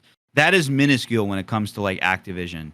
They're going to lose so much more by protecting somebody like that, like their credibility, which they already don't really have, right? So why would they protect? And the truth is, they're not, right? Like he's not cheating. That's and if you really break down the game and learn how people are doing this, like, yeah, there might be times where like they have an 8-hour stream and they get a few lobbies that are more generous, and that's so they're dropping bombs like that. But it's like you just got to break it down and figure out what they're doing that you're not, because the average KD in Call of Duty is something like 0.7. And that's because a lot of people, they'll die to the gas or die to fall. It's a battle royale. There's so many ways to get eliminated that more people end up, like, especially in Resurgence. Think about this. Like, you could land in so many times. And yes, that person's getting a kill. So people are like, wouldn't it balance out? And the KD would be like 1 or something. But you got to think like the average KD is probably lower, because how many dudes in the lobby, in a battle royale lobby, like in Al-Mazrah, I think it's like 120 or 100 now, but it used to be 150 in Verdansk. Out of that 150, there's probably like 10, 15 dudes that don't get a single kill easily. Like they don't even run into somebody, they die off like fall damage, or they die to gas. Like there's probably like 10 to 15 maybe in every lobby that do that. And that seems like a lot until you realize, like, well, think about how fast the lobby dies, right? There's probably somebody who like they get run over by like their own vehicle, or like it happens so much. And that person, right, they might not get a single kill. So like that person's loading in, they get 1 kill. It's not hard to understand why the average would be so low. It might be a little higher in Warzone 2, like I don't know, but I remember seeing a statistic that it's like 0.7. And that's just the reality. Yeah, and I think that the reason that like we have to think the average is so low because there's a lot of people who they're never gonna watch a YouTube video, whatever. They're just gonna hop on and play, and that's cool because like that's how gaming should be. Like obviously you don't have to log on to TikTok or Reddit or whatever it is and look at clips or like threads about the game. You just play, and like you don't have time. There's some people that they only play like maybe 3 hours a month, right? And obviously when they hop on, they're not going to be that good. So I think at the end of the day, there's always going to be people who say, oh, you're cheating, this and that. I always try to either troll the people back or genuinely have a discussion. Sometimes I'll be trolling them back because the best thing for me, I love trolling them back because think about it. If I say something that does, how do I say this? Like I'll either give a halfway response to where they have to come back and say something else, or I act like I'm confused. I'm like, what are you talking about? or something. Because then they come back and they type a comment again. And if they come back, that's another click again. It's more watch time. So I'm like, hey, look, if this guy's going to talk shit and say I'm a piece of shit and say, hey, you're hacking, blah, blah, blah, why not take advantage of this? You know what I'm saying? Why not take advantage of it? Because I'm like... Well, for creators watching, that's definitely a strategy you should use. I will say this. Comments on TikTok don't seem to do as much, but comments on shorts, like YouTube shorts and Facebook specifically, will definitely get you more views in the algorithm. So like if you're a creator, and don't think about it just from like a negativity thing. I think about it too from like a positivity thing. Like if I can tell a joke that somebody feels so inclined to comment that they enjoyed it, because a lot of people who like they'll come in my streams, they're like, oh, I watch all your shorts. I can't know everybody. Like some people will never leave a comment, right? They're never like, hey, I enjoyed this, but sometimes they'll come in a stream like, hey, I've been watching your shorts for months, I love it. I have so much unique viewership on YouTube that like most of the people never comment, right? But if you can get some people to comment like, oh, that's a cool strategy, or I like that, or you're going to have negative comments too. Those will boost the video. You have to think about that. But I generally try to like, I pin some disrespectful comments. I'll pin it and then reply to it, and that creates more discussion. But more than not, like on long form videos, stuff like that, I usually try to just avoid comments like that. It just depends. But like short form, you just troll them back. Like try not to take yourself too seriously, and you'll be all right. But I know some people like I have some like friends who they'll post on Twitter like every negative comment they get, and I just know looking at their channel, right, they're probably not used to getting negative comments just because it's like, oh, that comment wasn't that bad, this or that. And I think that in my head, you know, I'm not going to tell them that obviously, but it's like, I think for newer creators that might be watching that, I'm assuming that's part of your audience here, is that you're going to get negative comments and you have to figure out a way to either just log off, turn the app off on your phone or something. I actually it just doesn't bother me that much. So I either try to convert the person into actually liking the content based off how I reply to them, or I just wish them like have a good, but like there's a few like 3 or 4 different strategies I have, but I do set time to read comments. I think that's important. Like leading into that, like I'll set like, usually I do it while I'm on the train or like I'm walking around going for a walk, like around the city or something, going to get coffee, whatever it is. Like just try to read some comments. Don't spend 2 hours answering comments. Like I can't physically answer. Like I opened Facebook on my phone while I was running to get a cup of coffee before I joined the podcast, and legit, I cannot answer every comment on like Facebook and YouTube and TikTok. There's just too many. And I think you have to, like when you're starting out, try to answer as many as you can, because that'll build a sense of cohesion and community with the people that do enjoy your content. But be careful how much you like reply to those comments and how much you bait for comments. Because some people, like the way that they bait comments and their engagement, they do it so often that people are just going to be like, I don't like this person, or they don't seem genuine. And if you want to build a genuine community, it's going to take time. And that's, I think, what a lot of people don't get is it was months of me grinding content for me to get like a diehard group of community. And some of them, like, it's going to change and fluctuate. Like I have people who used to watch every stream in Rebirth. They're not around anymore, but they might come back. And all the people come in all the time like, hey, what's up? How you been? And like they'll re-up their membership or like their Twitch sub, and then they'll back out. But like that's how you build a genuine community. Like my Discord has so much activity and stuff that I'm grateful in like daily for that. And I think it's just leading, like comments really makes me think about this. Like think about how you can just be genuine with it. And that's all I would say. Because I often say, even sometimes whenever somebody may be like, hey man, I had work's been getting in the way, or hey, I've been busy, I always say, hey, never apologize for having a life. Don't apologize for having. I'm not required. Like, first off, I'm not paying people to be here. I'm really not. So if you're not here throughout hour 1, 2, 3, 4, however long I've been streaming, I'm not gonna penalize you for that. Like, you probably have something to do. Some people have kids. Some people have families they got to go to. Some people have jobs. Some people work at night. I'm never going to penalize you just because you decide, hey, I stopped in for a little bit, or hey, I love what you're doing, or hey, man, I remember the times. Because sometimes some people, they may say, hey, I got one job that's pretty flexible, and then boom, maybe they got laid off. Maybe something happened with the company. Who knows? They got a new position. New position is much more demanding than the previous one. So many reasons as to what can happen. So I always tell them, hey, look, if you're in that instance where, hey man, look, some things have changed up, never apologize. I understand, but I appreciate you for at least, because it means a lot when you just let me know, hey, this is the reason why. Like, hey man, you know what I'm saying, this is the reason why, because you didn't have to explain yourself. You could have just stopped coming to the stream. You know what I'm saying? But the fact that you explain yourself, I appreciate that a lot more. And I always tell people, never apologize for having a life. I just appreciate you coming by and letting me know. That's the stuff that matters. And that I'm used to that too, of course, being a streamer. But a lot of the times it's like I have people who they'll drop in even if it's for like a minute, because they're just a part of the community now. I mean, I pulled up some numbers just to like give creators an idea of like, I used to like, my streams used to be when I first started out, if I didn't have the regular people in there, the stream would pretty much be dead.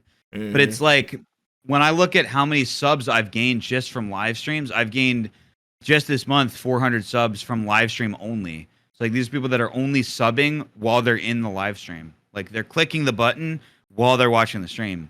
So that's where it's like I have a lot of new people coming in, and so for like newer creators, think about how you can have that core community that you really enjoy and they enjoy talking to each other, because that's what it's about, is like build a community where people kind of get to know each other within that community, and you set up the space for it, and that you don't have to be involved in every single conversation that's going on in the chat. Because I have people, they're chatting about life, this and that, because they genuinely have got to know each other. But also keep in mind, if you want to have a stream that's really thriving, you're also going to need to be pulling in new people. So think about how to do that, because a big part of the reason that I'm successful multi-streaming is that so many people that are not in my community are joining the streams, whether it be through YouTube Shorts or TikTok or whatever it is, or they're joining for customs, and they're like becoming a member of the community. Like I've recently had new mods that I've made mods that they like just got introduced to the community like 3-4 months ago, and they're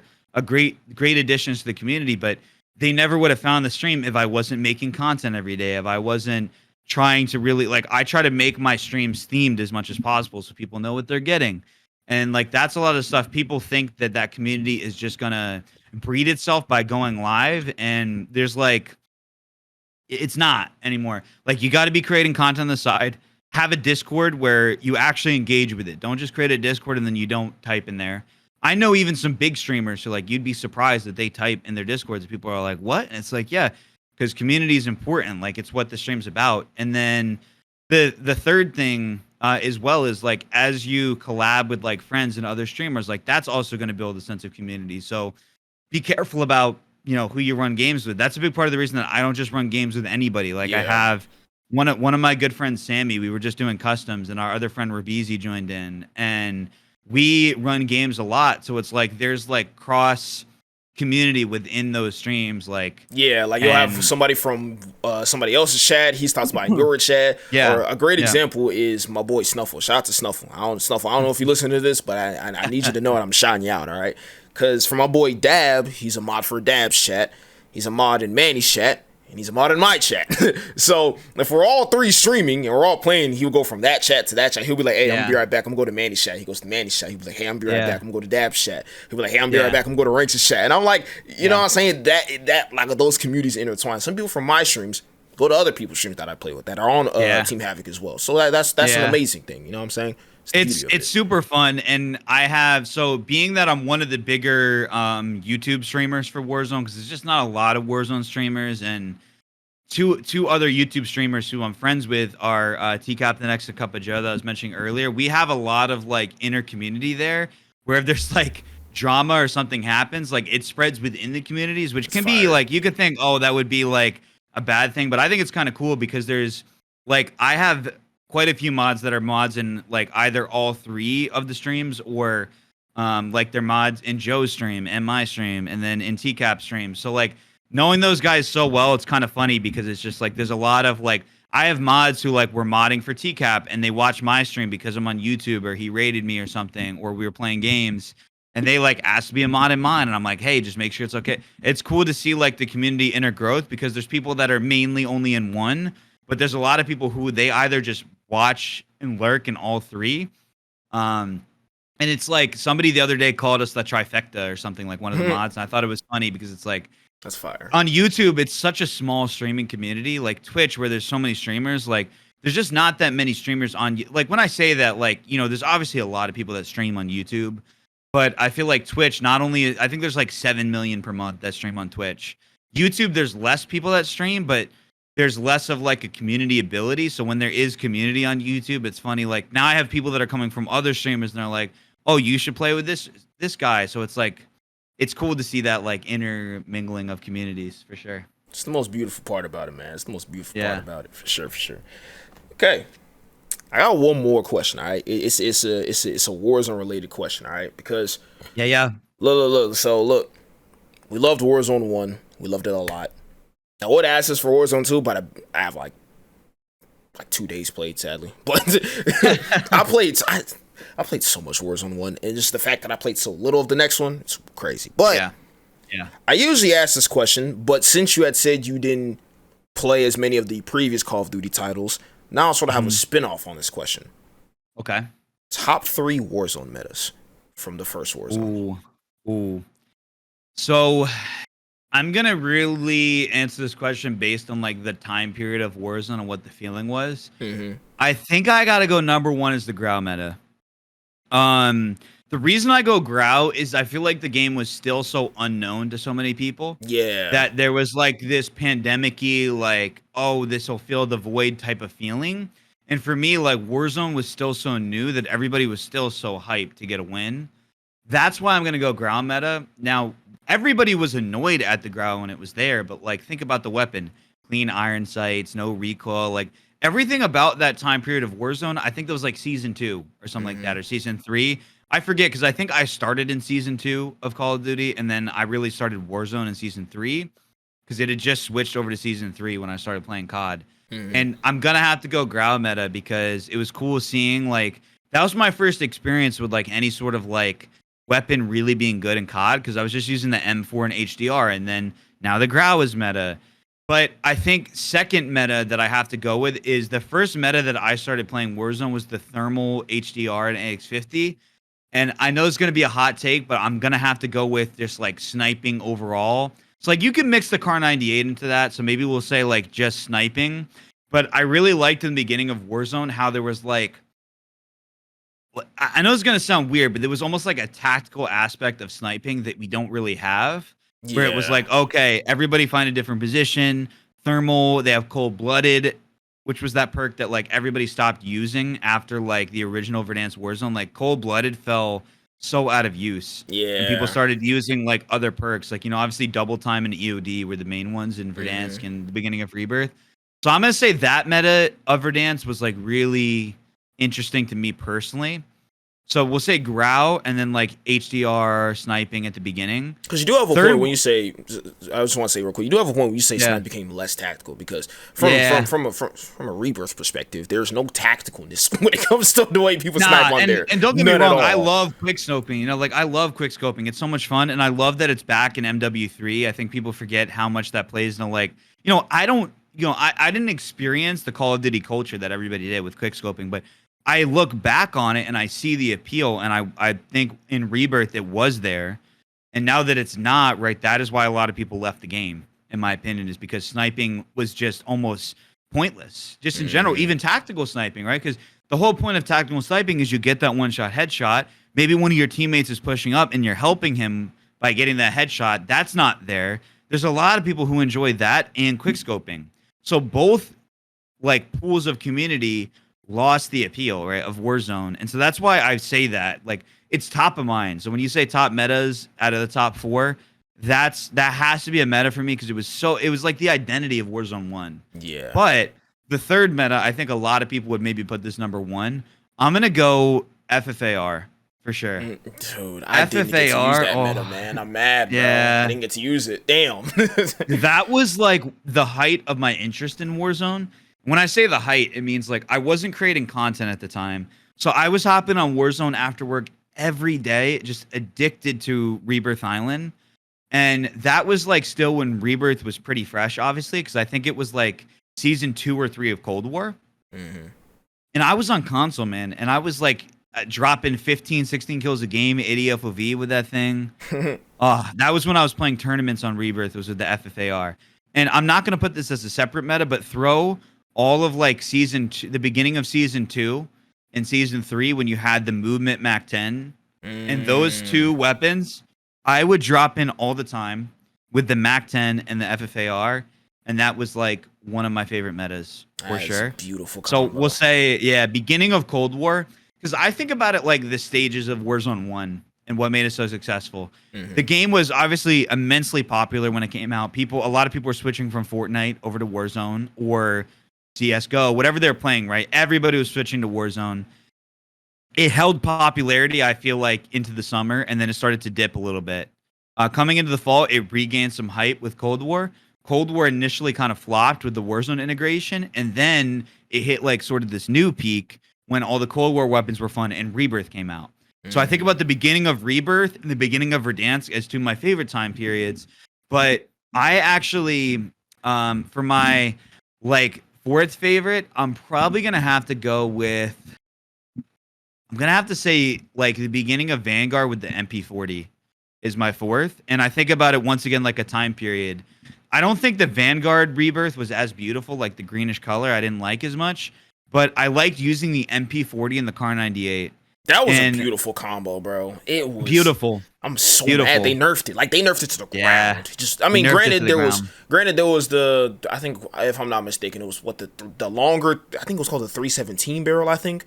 And then I mean then afterwards we had like the short barrel meta, which that was a meta, yeah. And I really just liked switching between. So for me, it was like the iron sight of the MP40 and the Car 98 giving you like mid and long range before they nerfed it. You know, because I think right towards the end, like I forget exactly when they nerfed the car, but I think it was in Vanguard Warzone and not Cold War. Because I remember, you know, the Swiss obviously was dominant for so long that it had to be in Vanguard because they wouldn't have nerfed the Swiss while that game was out. So I'm trying to, maybe it was when they switched to Vanguard that they nerfed it. But you know, the Car 98 on Rebirth was still viable even with the nerf. So, but obviously there's so many metas that I enjoyed. Like I like the H4 Blixen, obviously the MP7 and MP5 on Verdansk. Like there's a lot of metas, but I choose my metas based on like the time period it was in. The MP40 was meta for so long. The Car 98 was meta for so long that I have to throw the Car 98 in there. And I also just think the beginning of Vanguard was like my peak as a player. Like there was a point where I was like a 4KD weekly. I was playing solo duos, solo trio all the time, like trying to work on my ability as like a solo streamer and like as a player fighting against squads. And I was just at my peak of playing at that point. And that's kind of why I select my metas. And there might be some people that disagree. Like I was gonna throw the DMR on there, but I didn't want to offend anybody, you know, like you're gonna that's stage 5 PTSD, bro. Oh my goodness. I don't know what it's so crazy. The thing that's so crazy about Warzone metas is because the guns come out, right? But just nobody uses them. I don't know what it is. Like everything's fine, nobody's touching them, and we're just like, yeah, that gun's in the game. We won't use it. And then there's that one guy. I don't know who's the originator, but it's just this one guy. You know, he's like. Maybe he's like Dexter in Dexter's Laboratories and mad scientist concocts this class setup. He uses it and he says, "This is the new meta." And then we're like, "Holy shit!" I gotta use that. I think Booyah, FaZe Booyah was the one who actually found the DMR. Shout out Booyah. Because I remember, like watching a video where like he had found it and they were using it before everybody else was, and so that's kind of when I got on it. But honestly. That like as much as people hated it, I think three things really pushed people away from Warzone. It was hackers first, obviously, and then it got better towards the end of Cold War when the anti-cheat came out into Vanguard. The Vanguard year of Warzone was one of the, like having Rebirth and Fortune's Keep. Like Warzone was in its best place before Warzone 2 came out, which is kind of the crazy thing. And then of course that's what's so weird. That Fortune's Keep only lasted like 4 months. Yeah, and that's why I think they decided to bring it back, if I'm being honest with you, is they realized, like, hey, this map isn't in any other things, so they're going to put it in everything. I think COD Mobile is not going to have it, but obviously I think Rebirth is coming out in, like, 2 weeks on COD Mobile. I'm not a huge mobile gamer, so I probably won't be dabbling in COD Mobile, but I know that I have some people in my community that play both the console PC version and mobile. I think they're trying to really unite those, so they had to, like, if they're putting Rebirth and Verdansk in that mobile version... You know, Urzikstan is kind of like a version of Verdansk in some ways, so I'm excited for that. Looks like just an improved Verdansk. Like the downtown gives you very similar, which I think is good, right? That BR map is going to play a lot like Verdansk, which I think it should. And I think people would have been mad if there wasn't a new map, even though everybody's like, bring back Verdansk. I think bringing back Rebirth was the right move versus Verdansk if you had to bring back one of the two. Because Rebirth Island is a whole different experience. You know, it's like 40 people, resurgence. It plays so much more fast paced. So I think they kind of had to bring it back. And Warzone 1, I think, like leading what I was saying before, kind of what kicked people away from it. Of course, the hackers. Second thing was glitches and just how things were broken for such a long period of time without being fixed. And the third thing was just the broken metas. Like the DMR, at some point it did push people away. Like you're not going to want to run through Battle Royale just to get gunned by someone from the DMR from like super far away. But at one end, I also think that is the identity of Warzone, is like what the new meta is. Like that's part of the identity. And so many people are like fed up with like, why do you keep making meta class videos? I'm like, because that is in essence like part of the identity of Warzone. Because you're able to, you know what I'm saying? You're able to make your own loadouts. That's what I keep. Because some people, I'm sorry, look, I'm not gonna say any names, but I've seen some people that say Warzone would be better off if there were no loadouts. But I'm like, well, we tried that, didn't we? It didn't go so well. I mean, tried it. we're playing Call of Duty is known for you customizing your own weapons to the best of your abilities and executing because you have something else that other people don't, or maybe it's not even just or there's a niche play for something. Exactly. It's like you can fit your gunplay like in Apex, right? I've played it a few times. It's a good game. I don't love it, right, as much as I do COD, but you drop in. The movement's good in Apex, whatever. It has its own identity with no fall damage and finding attachments. There's a lot more RNG and less fun that goes into like finding a gun for me than there is of like buying a blueprint and throwing it on, or leveling up a class, or finding a loadout that you think is really good and fits your play style. Like everybody, like for me right now, I run the MP5 with almost everything because for me, I'm a big person on like mid range, so I'll throw my AR on that's more mid range and kind of rock like and that's my play style. Is I like to run and gun and have a weapon that's really dominant at close range in the MP5, but also has clean iron sights, so I can use it in the mid range, even though the like getting into the Warzone that maybe some people here don't want to hear, but like it's not as good at mid range, but that's my play style. And you can't really do that in some of these other BRs like Fortnite. That's the second game that I create content on. I don't play it as much because I just don't love the identity as much of it as I do COD. And I think taking that away is a mistake. Yeah. And I understand some people are like, oh, well, the meta classes are dry. It's annoying seeing the word meta. People complain about my shorts sometimes where I have a whole story built out around how I found some weapon, right? But, oh, why'd you have to call it meta? It's like, listen, man, if you don't enjoy it, I don't care. Like, truthfully, either watch it or don't. Someone else is going to watch it. And then usually it's Facebook where people complain, like, why do you have to call it meta? It's the same video. I'm like, listen, brother. Oh, yeah, that's why I don't care. I'm like, listen, bro. I don't care. Like, enjoy it or don't. It's not going to affect me negatively because there are millions of people, according to the statistics, that watch these videos. That's who I'm more so making it for. And I enjoy making it. So, listen, if you don't enjoy me using the word meta, go watch somebody else. Like, I'm not forcing you to watch my video. I don't need you to watch my video. Other people will. See ya. And that's what I tell people is like, if you're annoyed by the word meta, listen, that is a fundamental aspect of Warzone. It's not going away.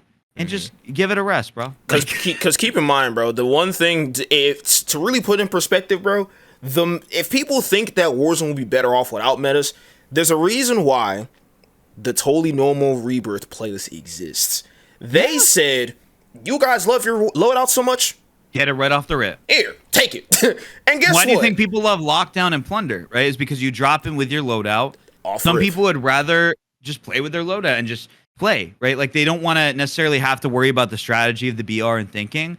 I actually will warm up a lot. I've had whole streams where I just play Lockdown on Vondel, which being that you haven't played a lot of Warzone 2, I don't know how much you played it, but it's basically just like a respawn objective version of like the Battle Royale. And that's why stuff like that is appealing to COD players. Like I think modes like Massive Resurgence, Lockdown, and Rebirth are going to dominate COD for years to come. And people are like, really? And I'm like, yes, because it's like we're still in the phase. You got to remember, like, Warzone only came out like 3 years ago. So it's still like, yes, relatively it's old. Yeah, it's old in terms of like what you remember. But in terms of the gaming world, like it's still a new concept of Call of Duty having a Battle Royale. I mean, Warzone 2 was planned right after Warzone 1 as another mode. That's why it's integrated with Modern Warfare 2. Because Warzone 1 was only supposed to last for MWIII. It wasn't supposed to be in Cold War. It wasn't supposed to be in Cold War had its own Battle Royale that a lot of people don't even realize. It wasn't supposed to be in Vanguard. So people don't realize like they stopped the development of the Vanguard one, but Cold War still launched with the Battle Royale. And it's just supposed to be a mode, but it's become its whole new thing. So I think as time goes on, COD is not going to necessarily give up on multiplayer, but that Warzone is just going to continue to be its own like separate entity. I hope what they do is they do separate. It looks like Warzone is once again going to be linked to Modern Warfare 3, but there are a lot of things that are separate about it, which makes me optimistic. Like, it doesn't mirror everything from Modern Warfare 3. The perk system is staying the same as like Warzone. Yeah, it's not going to have equipment though. Oh, okay. Is what people like what I've seen from people playing the alpha and beta is there's still perk packages. And I actually like the idea of equipment, so I wouldn't mind if they put it in. But what I do like about that is that we're separating the BR engine from multiplayer. Because I truly think if you put Warzone 2019 on its own game of Warzone, and you took Modern Warfare 19 off that, because obviously if people know, if you don't know, you had to boot into Modern Warfare 2019 to get into Warzone, Yeah. because it was linked with the mode. But if they, and like even to play Caldera when Warzone 2 came out, that's what you had to do. But I think if they just keep it as a separate entity, it'll be successful in the long run, because enough people enjoy Rebirth, and there's not really a game out there like, when Fortnite eventually comes out with its with its first person mode, that's definitely going to take over. But I don't think that's coming out till this year, later on. Yeah. So keep an eye on that mode. Yeah, because I think honestly, I'm glad you mentioned that it needs to be a separate entity, because the way I feel like multiplayer is, at least for, I think definitely for at least Vanguard and Modern Warfare 2 2022, they're more so afterthoughts, or they're like they're designed to make you then convert to Warzone. But I'm like, within doing that, they've now made the entire experience subpar. It's not very interesting. It's boring. We're like, it's just lackluster, But now it's like, that's all I know. That's the funny thing. That's all I know as somebody who didn't really enjoy 6v6 in its prime. And I think 6v6 should have its own mode, and like it shouldn't go away. But I think modes like Ground War are increasingly going to be more. And some people be like, "Oh, well, that's what Battlefield is for." But listen, COD doesn't care about that. It's like COD; they're only concerned with their identity and their brand. If you're playing COD, that's what they want, right? So it doesn't matter if like that's a Battlefield mode. Well, it doesn't matter if COD players enjoy it, and that becomes like the quote unquote new meta for them in terms of what makes them money, using that word meta again. But it's like that's like they're moving towards a place where it's like continuing to release updates, which I think is a good thing for everybody, and focusing on, like cosmetics and microtransactions. And some people will be like, well, that's not how gaming was. But the reality is, like, you can still enjoy it nowadays if you want to. I think if you're like, I don't enjoy it, then just don't game. But for me, it's like, I enjoy it, so hell yeah, play it. And the thing also people, damn, I stuttered hard as fuck. But the thing people also need to realize is I think the main thing with Call of Duty is just the kill streaks and the nukes, because and you may think, oh, those are two minor things. They could add them in Battlefield and it'd be cool, but I'm like, it's not the same. Because it's just, there's something to strive for subconsciously with every single match. Like if I play, let's say I'm playing Hardpoint, right? And I'm streaking and I'm like, all right, I got all my streaks, cool. Advanced UAV, UAV, blah, blah, blah, who cares? But then let's say, for example, I see the progressive streak medals. There's, if I remember all of them, I pray I don't mess any of them up. I think it's Bloodthirsty, Merciless, Ruthless, Relentless, Brutal, and then depending on the game, it's either Juggernaut, Nuclear, or I think in COD 4 it was like a Vicious medal or something. But like, once you see any of those medals that pop up, it's like, oh, hold on, we're getting somewhere, all right? Now it's like the whole game plan changes, right? And it could be Ground War. The thing I love about Ground War is like, there's so many people. There's so many. See, with a 6v6, it's only 12 people within that lobby. You'll know if somebody's streaking. And sometimes, like I said, I've played a decent amount of 6v6 Call of Duty, and I'm going to say right now, sometimes people know when they're getting shit on. So here comes the RPGs, the stuns, the LMGs to shoot down your streaks, the RPGs to shoot down your streaks. I'm like, and then I'm just like, all right, is this really what we're doing right now? And then let's say for example, you die off the streak because everybody changed their whole plans just to get you off the streak, and now it's just like, all right, this is completely annoying. But Ground War, it's like, those guys could be ducked off doing God knows whatever the heck, you know what I'm saying, in tanks and helicopters. Yeah, and they don't know, I'm in one spot, 5 off a nuke. And then when somebody gets nuked, they're like, wait, hold on, who dropped the nuke? And the thing, it ends the whole game. That's why I love Ground War, because it's like, you're kind of it's like everybody's in their own separate worlds around there, but it still adds the streak aspect, the competitive, like, incentive for you to grind for streaks, nuclear medals or nuclear kill streaks within COD. So I love Ground War, and I don't think Battlefield could compete with that, because it's just now, unless you, because I've played Battlefield 3 and 4, a little bit of 5. I've never played it, so I'm just not as familiar, with like the differences. But I would say for Battlefield, I think you probably have to enjoy more so just the experience, like as is, like, because like with Call of Duty, I could hate a map. I just want to get a nuke in that lobby if I can. You know, well, that's not the sole objective, but let's say, for example, I'm playing it and I'm like, let's say I'm playing with my friends and let's say we got a bad map. Sometimes we play bad maps. It happens. But let's say, for example, sometimes I'm doing good in this map. All right, now I got something to try for, even though this map's bad. But with Battlefield, the one thing I love with Battlefield was I love that learning how to fly with jets in Battlefield or fly with helicopters. It was a mean skill gap. Some people may say it was easy. For me, it was because it was. All right, let me just hop in this helicopter because I'm playing like I'd play like Conquest or Rush or something. I'd spawn on a teammate, right? Kind of like how it is in Ground War, how you can spawn on a teammate. That aspect was also in. That's all I know, so I don't know the other aspect. Yeah, so that aspect was originally in within Battlefield. I don't know if Call of Duty would ever add jets. I think if they were to add jets, holy hell, it would be a different game. There'd be a lot of probably like, this is what Battlefield is for, like, you know, like. Yeah, but the thing is, it's like, when you learned how to fly those jets, it was just like, because think about it, you're in a giant aircraft. Somebody's on the ground. Like, I learned how to like, and the thing was that was amazing was learning how to dogfight on a controller on like a PS3 or something. Like learning how to do that. There's a jet behind you, and you're trying to like run away and escape from this jet. Like you had to learn every maneuver, this, that, third, and it was a trial and error process. Over and over again. And sometimes I'll literally just wait till another jet would respawn. And I'm like, all right, let's go at it again. Because you may wait that long time, you die in 30 seconds. But, you know what I'm saying? It's a humbling experience, and you probably learn something from it. Sometimes you have those intense situations where you're going back and forth. I forgot, there was this one guy I ran into. I think he even had a YouTube channel. I swear he did.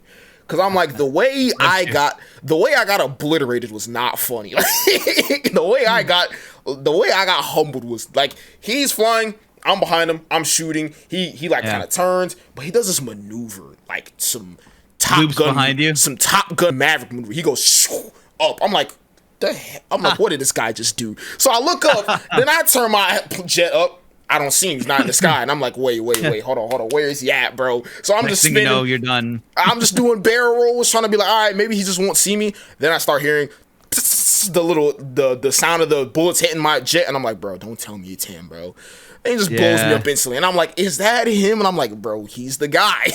I'm like, he's the guy. But me getting destroyed like that made me be like, this is what I want to do now. I want to learn how to be like that. That's how it all starts, brother. That's how it all starts. For anybody that's watching this and you're like, how do I get into gaming? How do I get into content creation, right? You only learn by just trying. Repetition, failure, that's all it is. Like, makes me want to go play Battlefield, but I don't know if I can fight that all off right now. I don't know. It's a different experience, and I don't know, and I haven't been back to Battlefield in a while. In 2042, I heard that 2042 is like, it started off really bad, but I heard it's not bad right now. Yeah. That's what I've heard, but I don't know. Yeah, I've heard it's somewhat more decent now and playable, but when it first dropped, people's 3090s were exploding, and this is like... yeah, that's crazy. This is when the 3090s, I mean, they're still pretty expensive, but this is when they were really expensive. And so, look, I just got a 4070 now, and I'm like, if I play a game and my graphics card blows up, I'm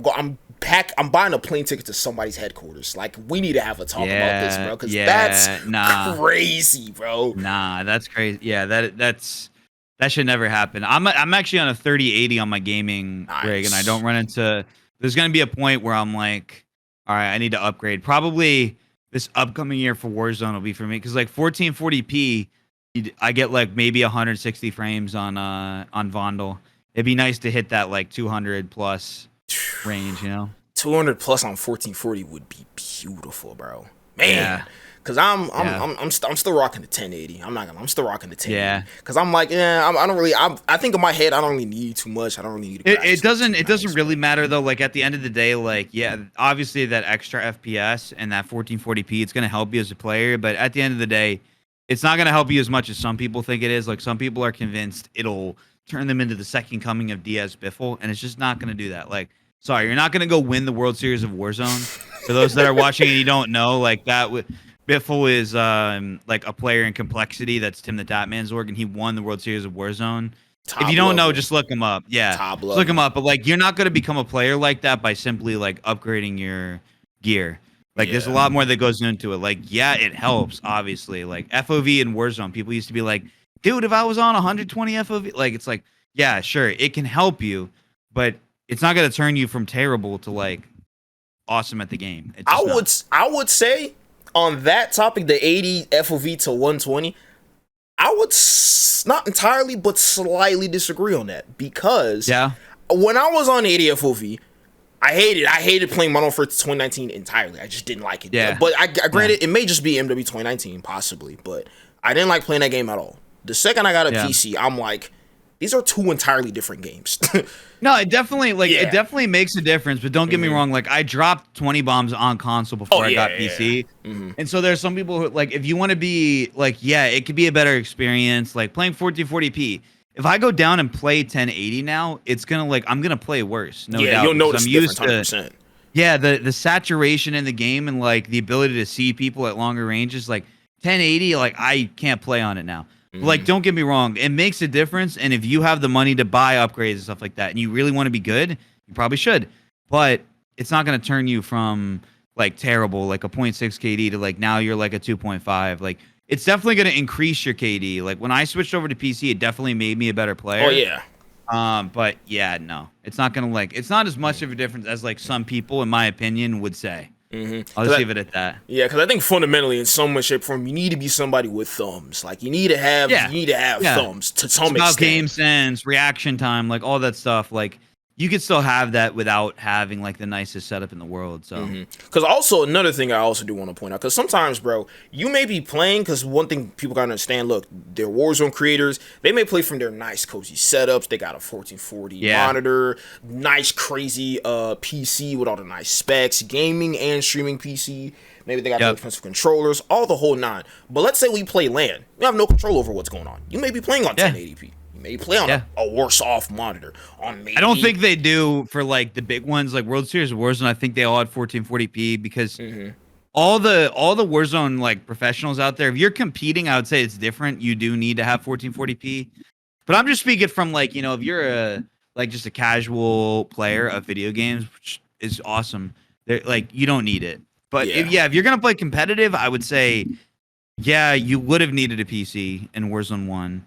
Because it is a disadvantage. You need to have let me show you kind of for people that are like let's see the controllers. I was just about to ask that. Let's see the controllers. I got a few different controllers back here, but like this controller is a Scuff and it's got digital triggers. Is that one of the newer ones? Nah, this isn't the Envision. This is the Instinct. I'm probably gonna get that one, but the digital trigger there is like a huge advantage. Like this one I'm using right now is an aim controller. Nice. And it doesn't have digital triggers because my other one is like broken right now. So all these controllers I have, like if you don't have a controller that has digital triggers, like you're at a disadvantage. But at the end of the day, I think it depends on what your aspirations are. Invest money into it. Buy the equipment. It's like playing a sport, you know, get nice cleats if you want to be a good soccer player. Get like, you know, new basketball shoes if you want to be a basketball player. Like you have to make some sort of investment, but if you're a casual player, just don't worry about that. Like I don't think it matters. Like especially like FOV was definitely the biggest one, but now I'm not sure if it matters as much. Yeah, because I think they've almost they've almost downscaled the games to where they're practically somewhat similar between. Because I mean, this new Modern Warfare 3 is releasing on PS4 and Xbox One. So I mean, is it really a game changer to be on a PC? To an extent, yes. If you're going from PS4 to PC with a 3080, of course, it's gonna be a game changer. But let's say, for example, you're on like PS5 and you're used to the 120 FOV. Maybe you got a great gaming monitor that you play on. When you go from that to PC, you're gonna notice a jump. But let's say, for example, you're just somebody who just enjoys playing the game, and let's say, you're somebody who has a great profession and you like investing into your setup. Then in that case, definitely, you know what I'm saying? It's gonna help you. But let's say, for example, you're like, man, I'm the worst person on earth because I don't have this and that and this and that. Well, I mean, it's not gonna change your whole world, but exactly. That's exactly what I'm saying. Is I think it just depends on what you're looking for. So, for sure, man. So I got 3 more questions, actually. 3 more points. All right. He didn't guess these 3 points. All right. He didn't guess these 3 points, but they're not too complex. The next one that I wanted to ask was, do you have any current future plans set off the rip for the release of Modern Warfare 3? Because I know you mentioned that for your content that you sort of do I guess for in the past, it was mostly you sort of play the game, and let's say, for example, you're playing the game, the idea pops up in the head, boom, clip it, then you know what to make of that video. But as of recently, you said you're doing more of scripting, sort of planning out the video beforehand. So do we have any future plans for Modern Warfare 3?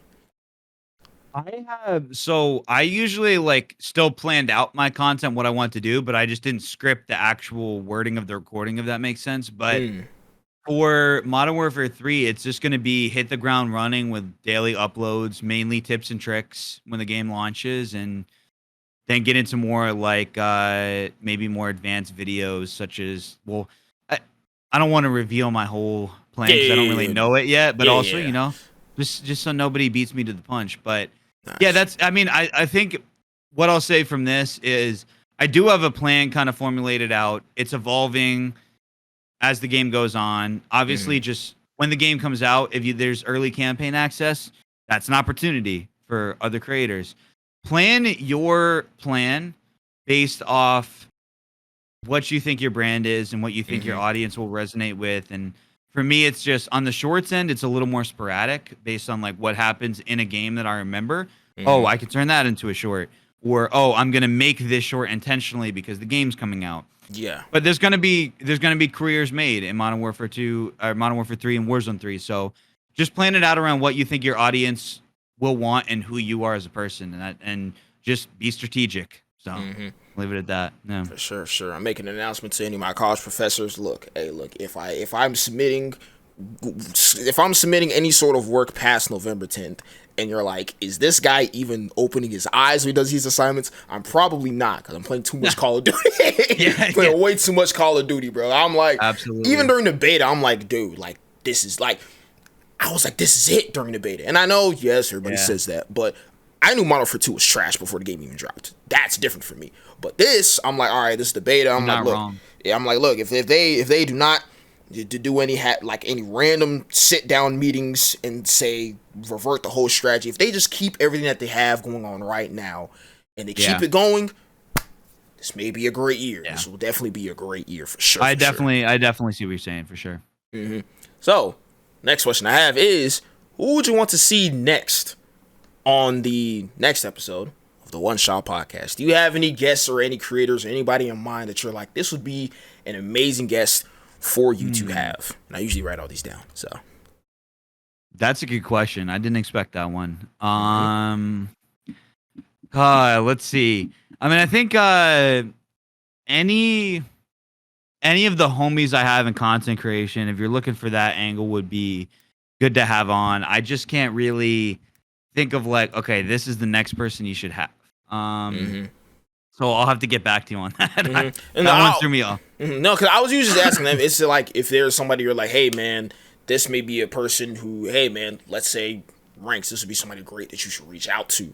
You know, maybe they got a great story of how they started content. Maybe they're a content creator that maybe you possibly learn from, or maybe somebody that you partially love watching their content. You'd be like, hey man, it'd be great to see that person's backstory. That's usually why I asked that question. So okay, that makes sense. I mean, I'll say good candidates you could reach out to. Then I'll just come up with two.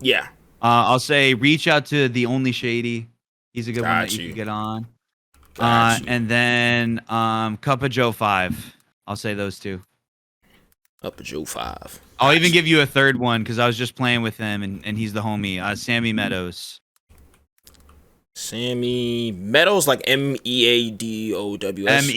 MEDOUS. Or OWS, sorry. Got you.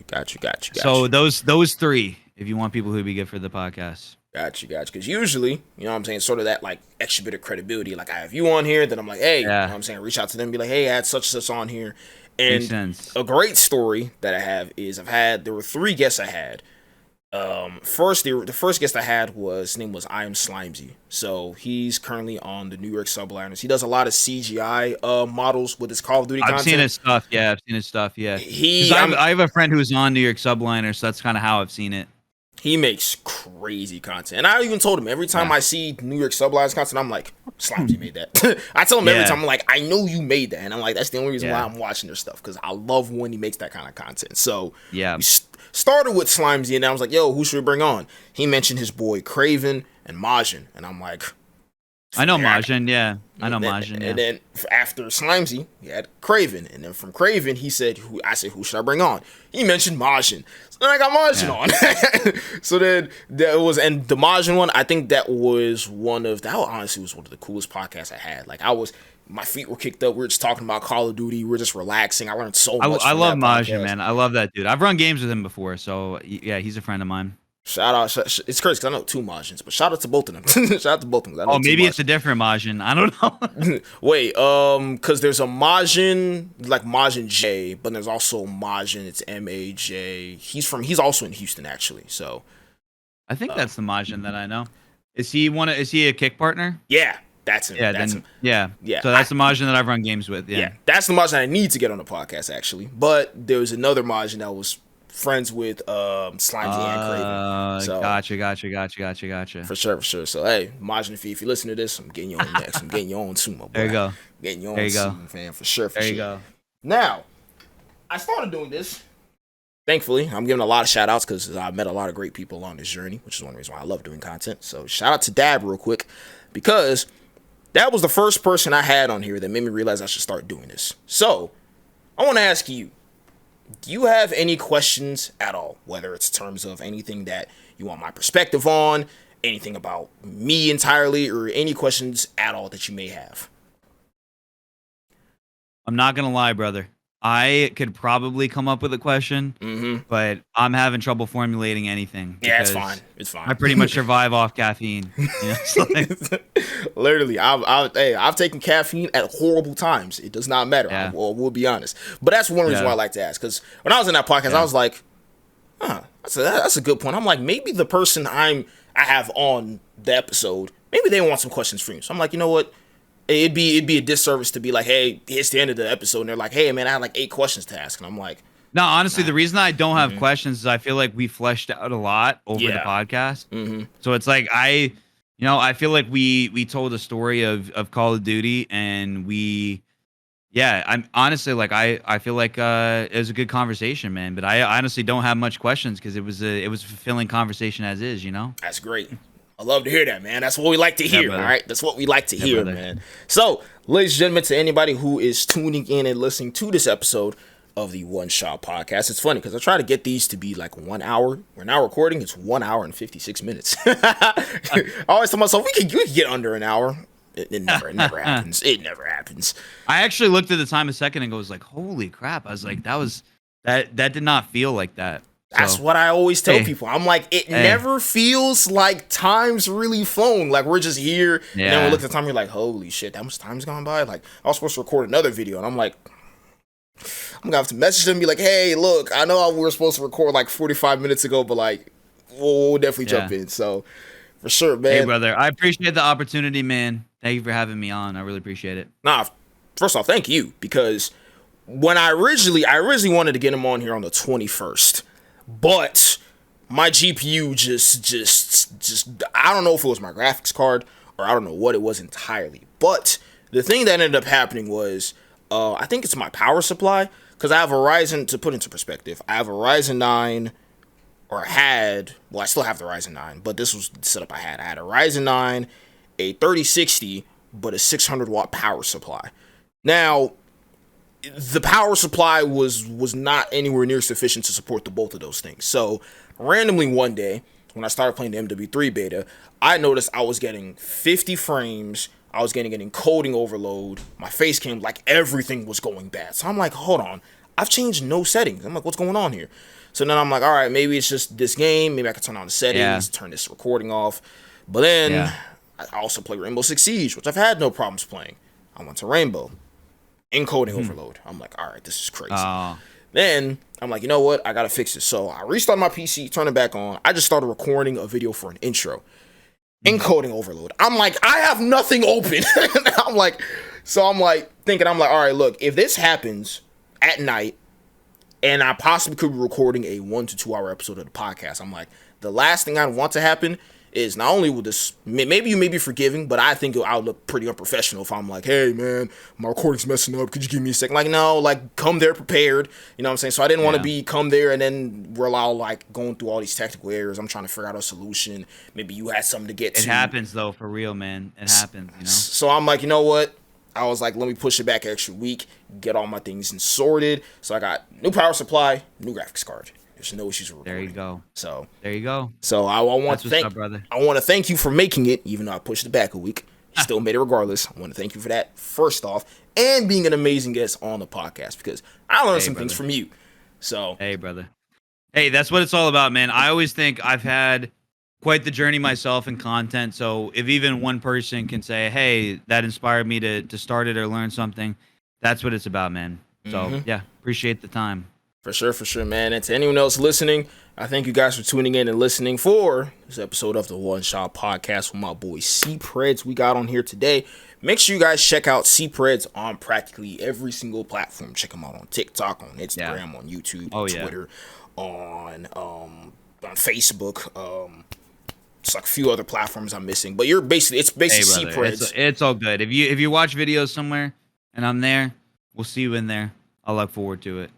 And that's all. You know what I'm saying? You're usually CPreds on most platforms, right? That's your handle. Yeah, that's my handle on everything. So you watch videos on somewhere and you want some storytelling, Fortnite, Warzone, whatever it is, I'm probably there, man, and I'll see you when you get there. Yes, sir. And to anybody who's listening, and maybe you're a little too lazy to spell it yourself, it is the letter C and the word Preds, Preds. Check them out on every single one of these platforms.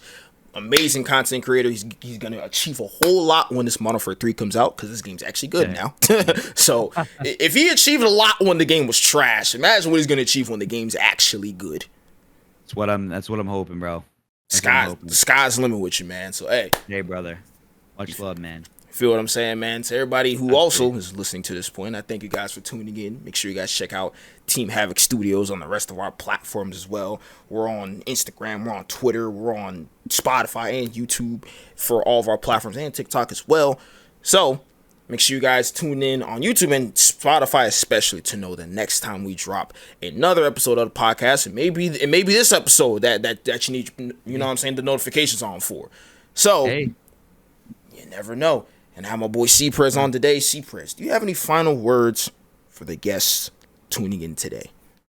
I ended the same way in my videos, man. Stay hungry, stay humble, keep going. That's it. Catch you guys on the next episode. We out of here. Peace.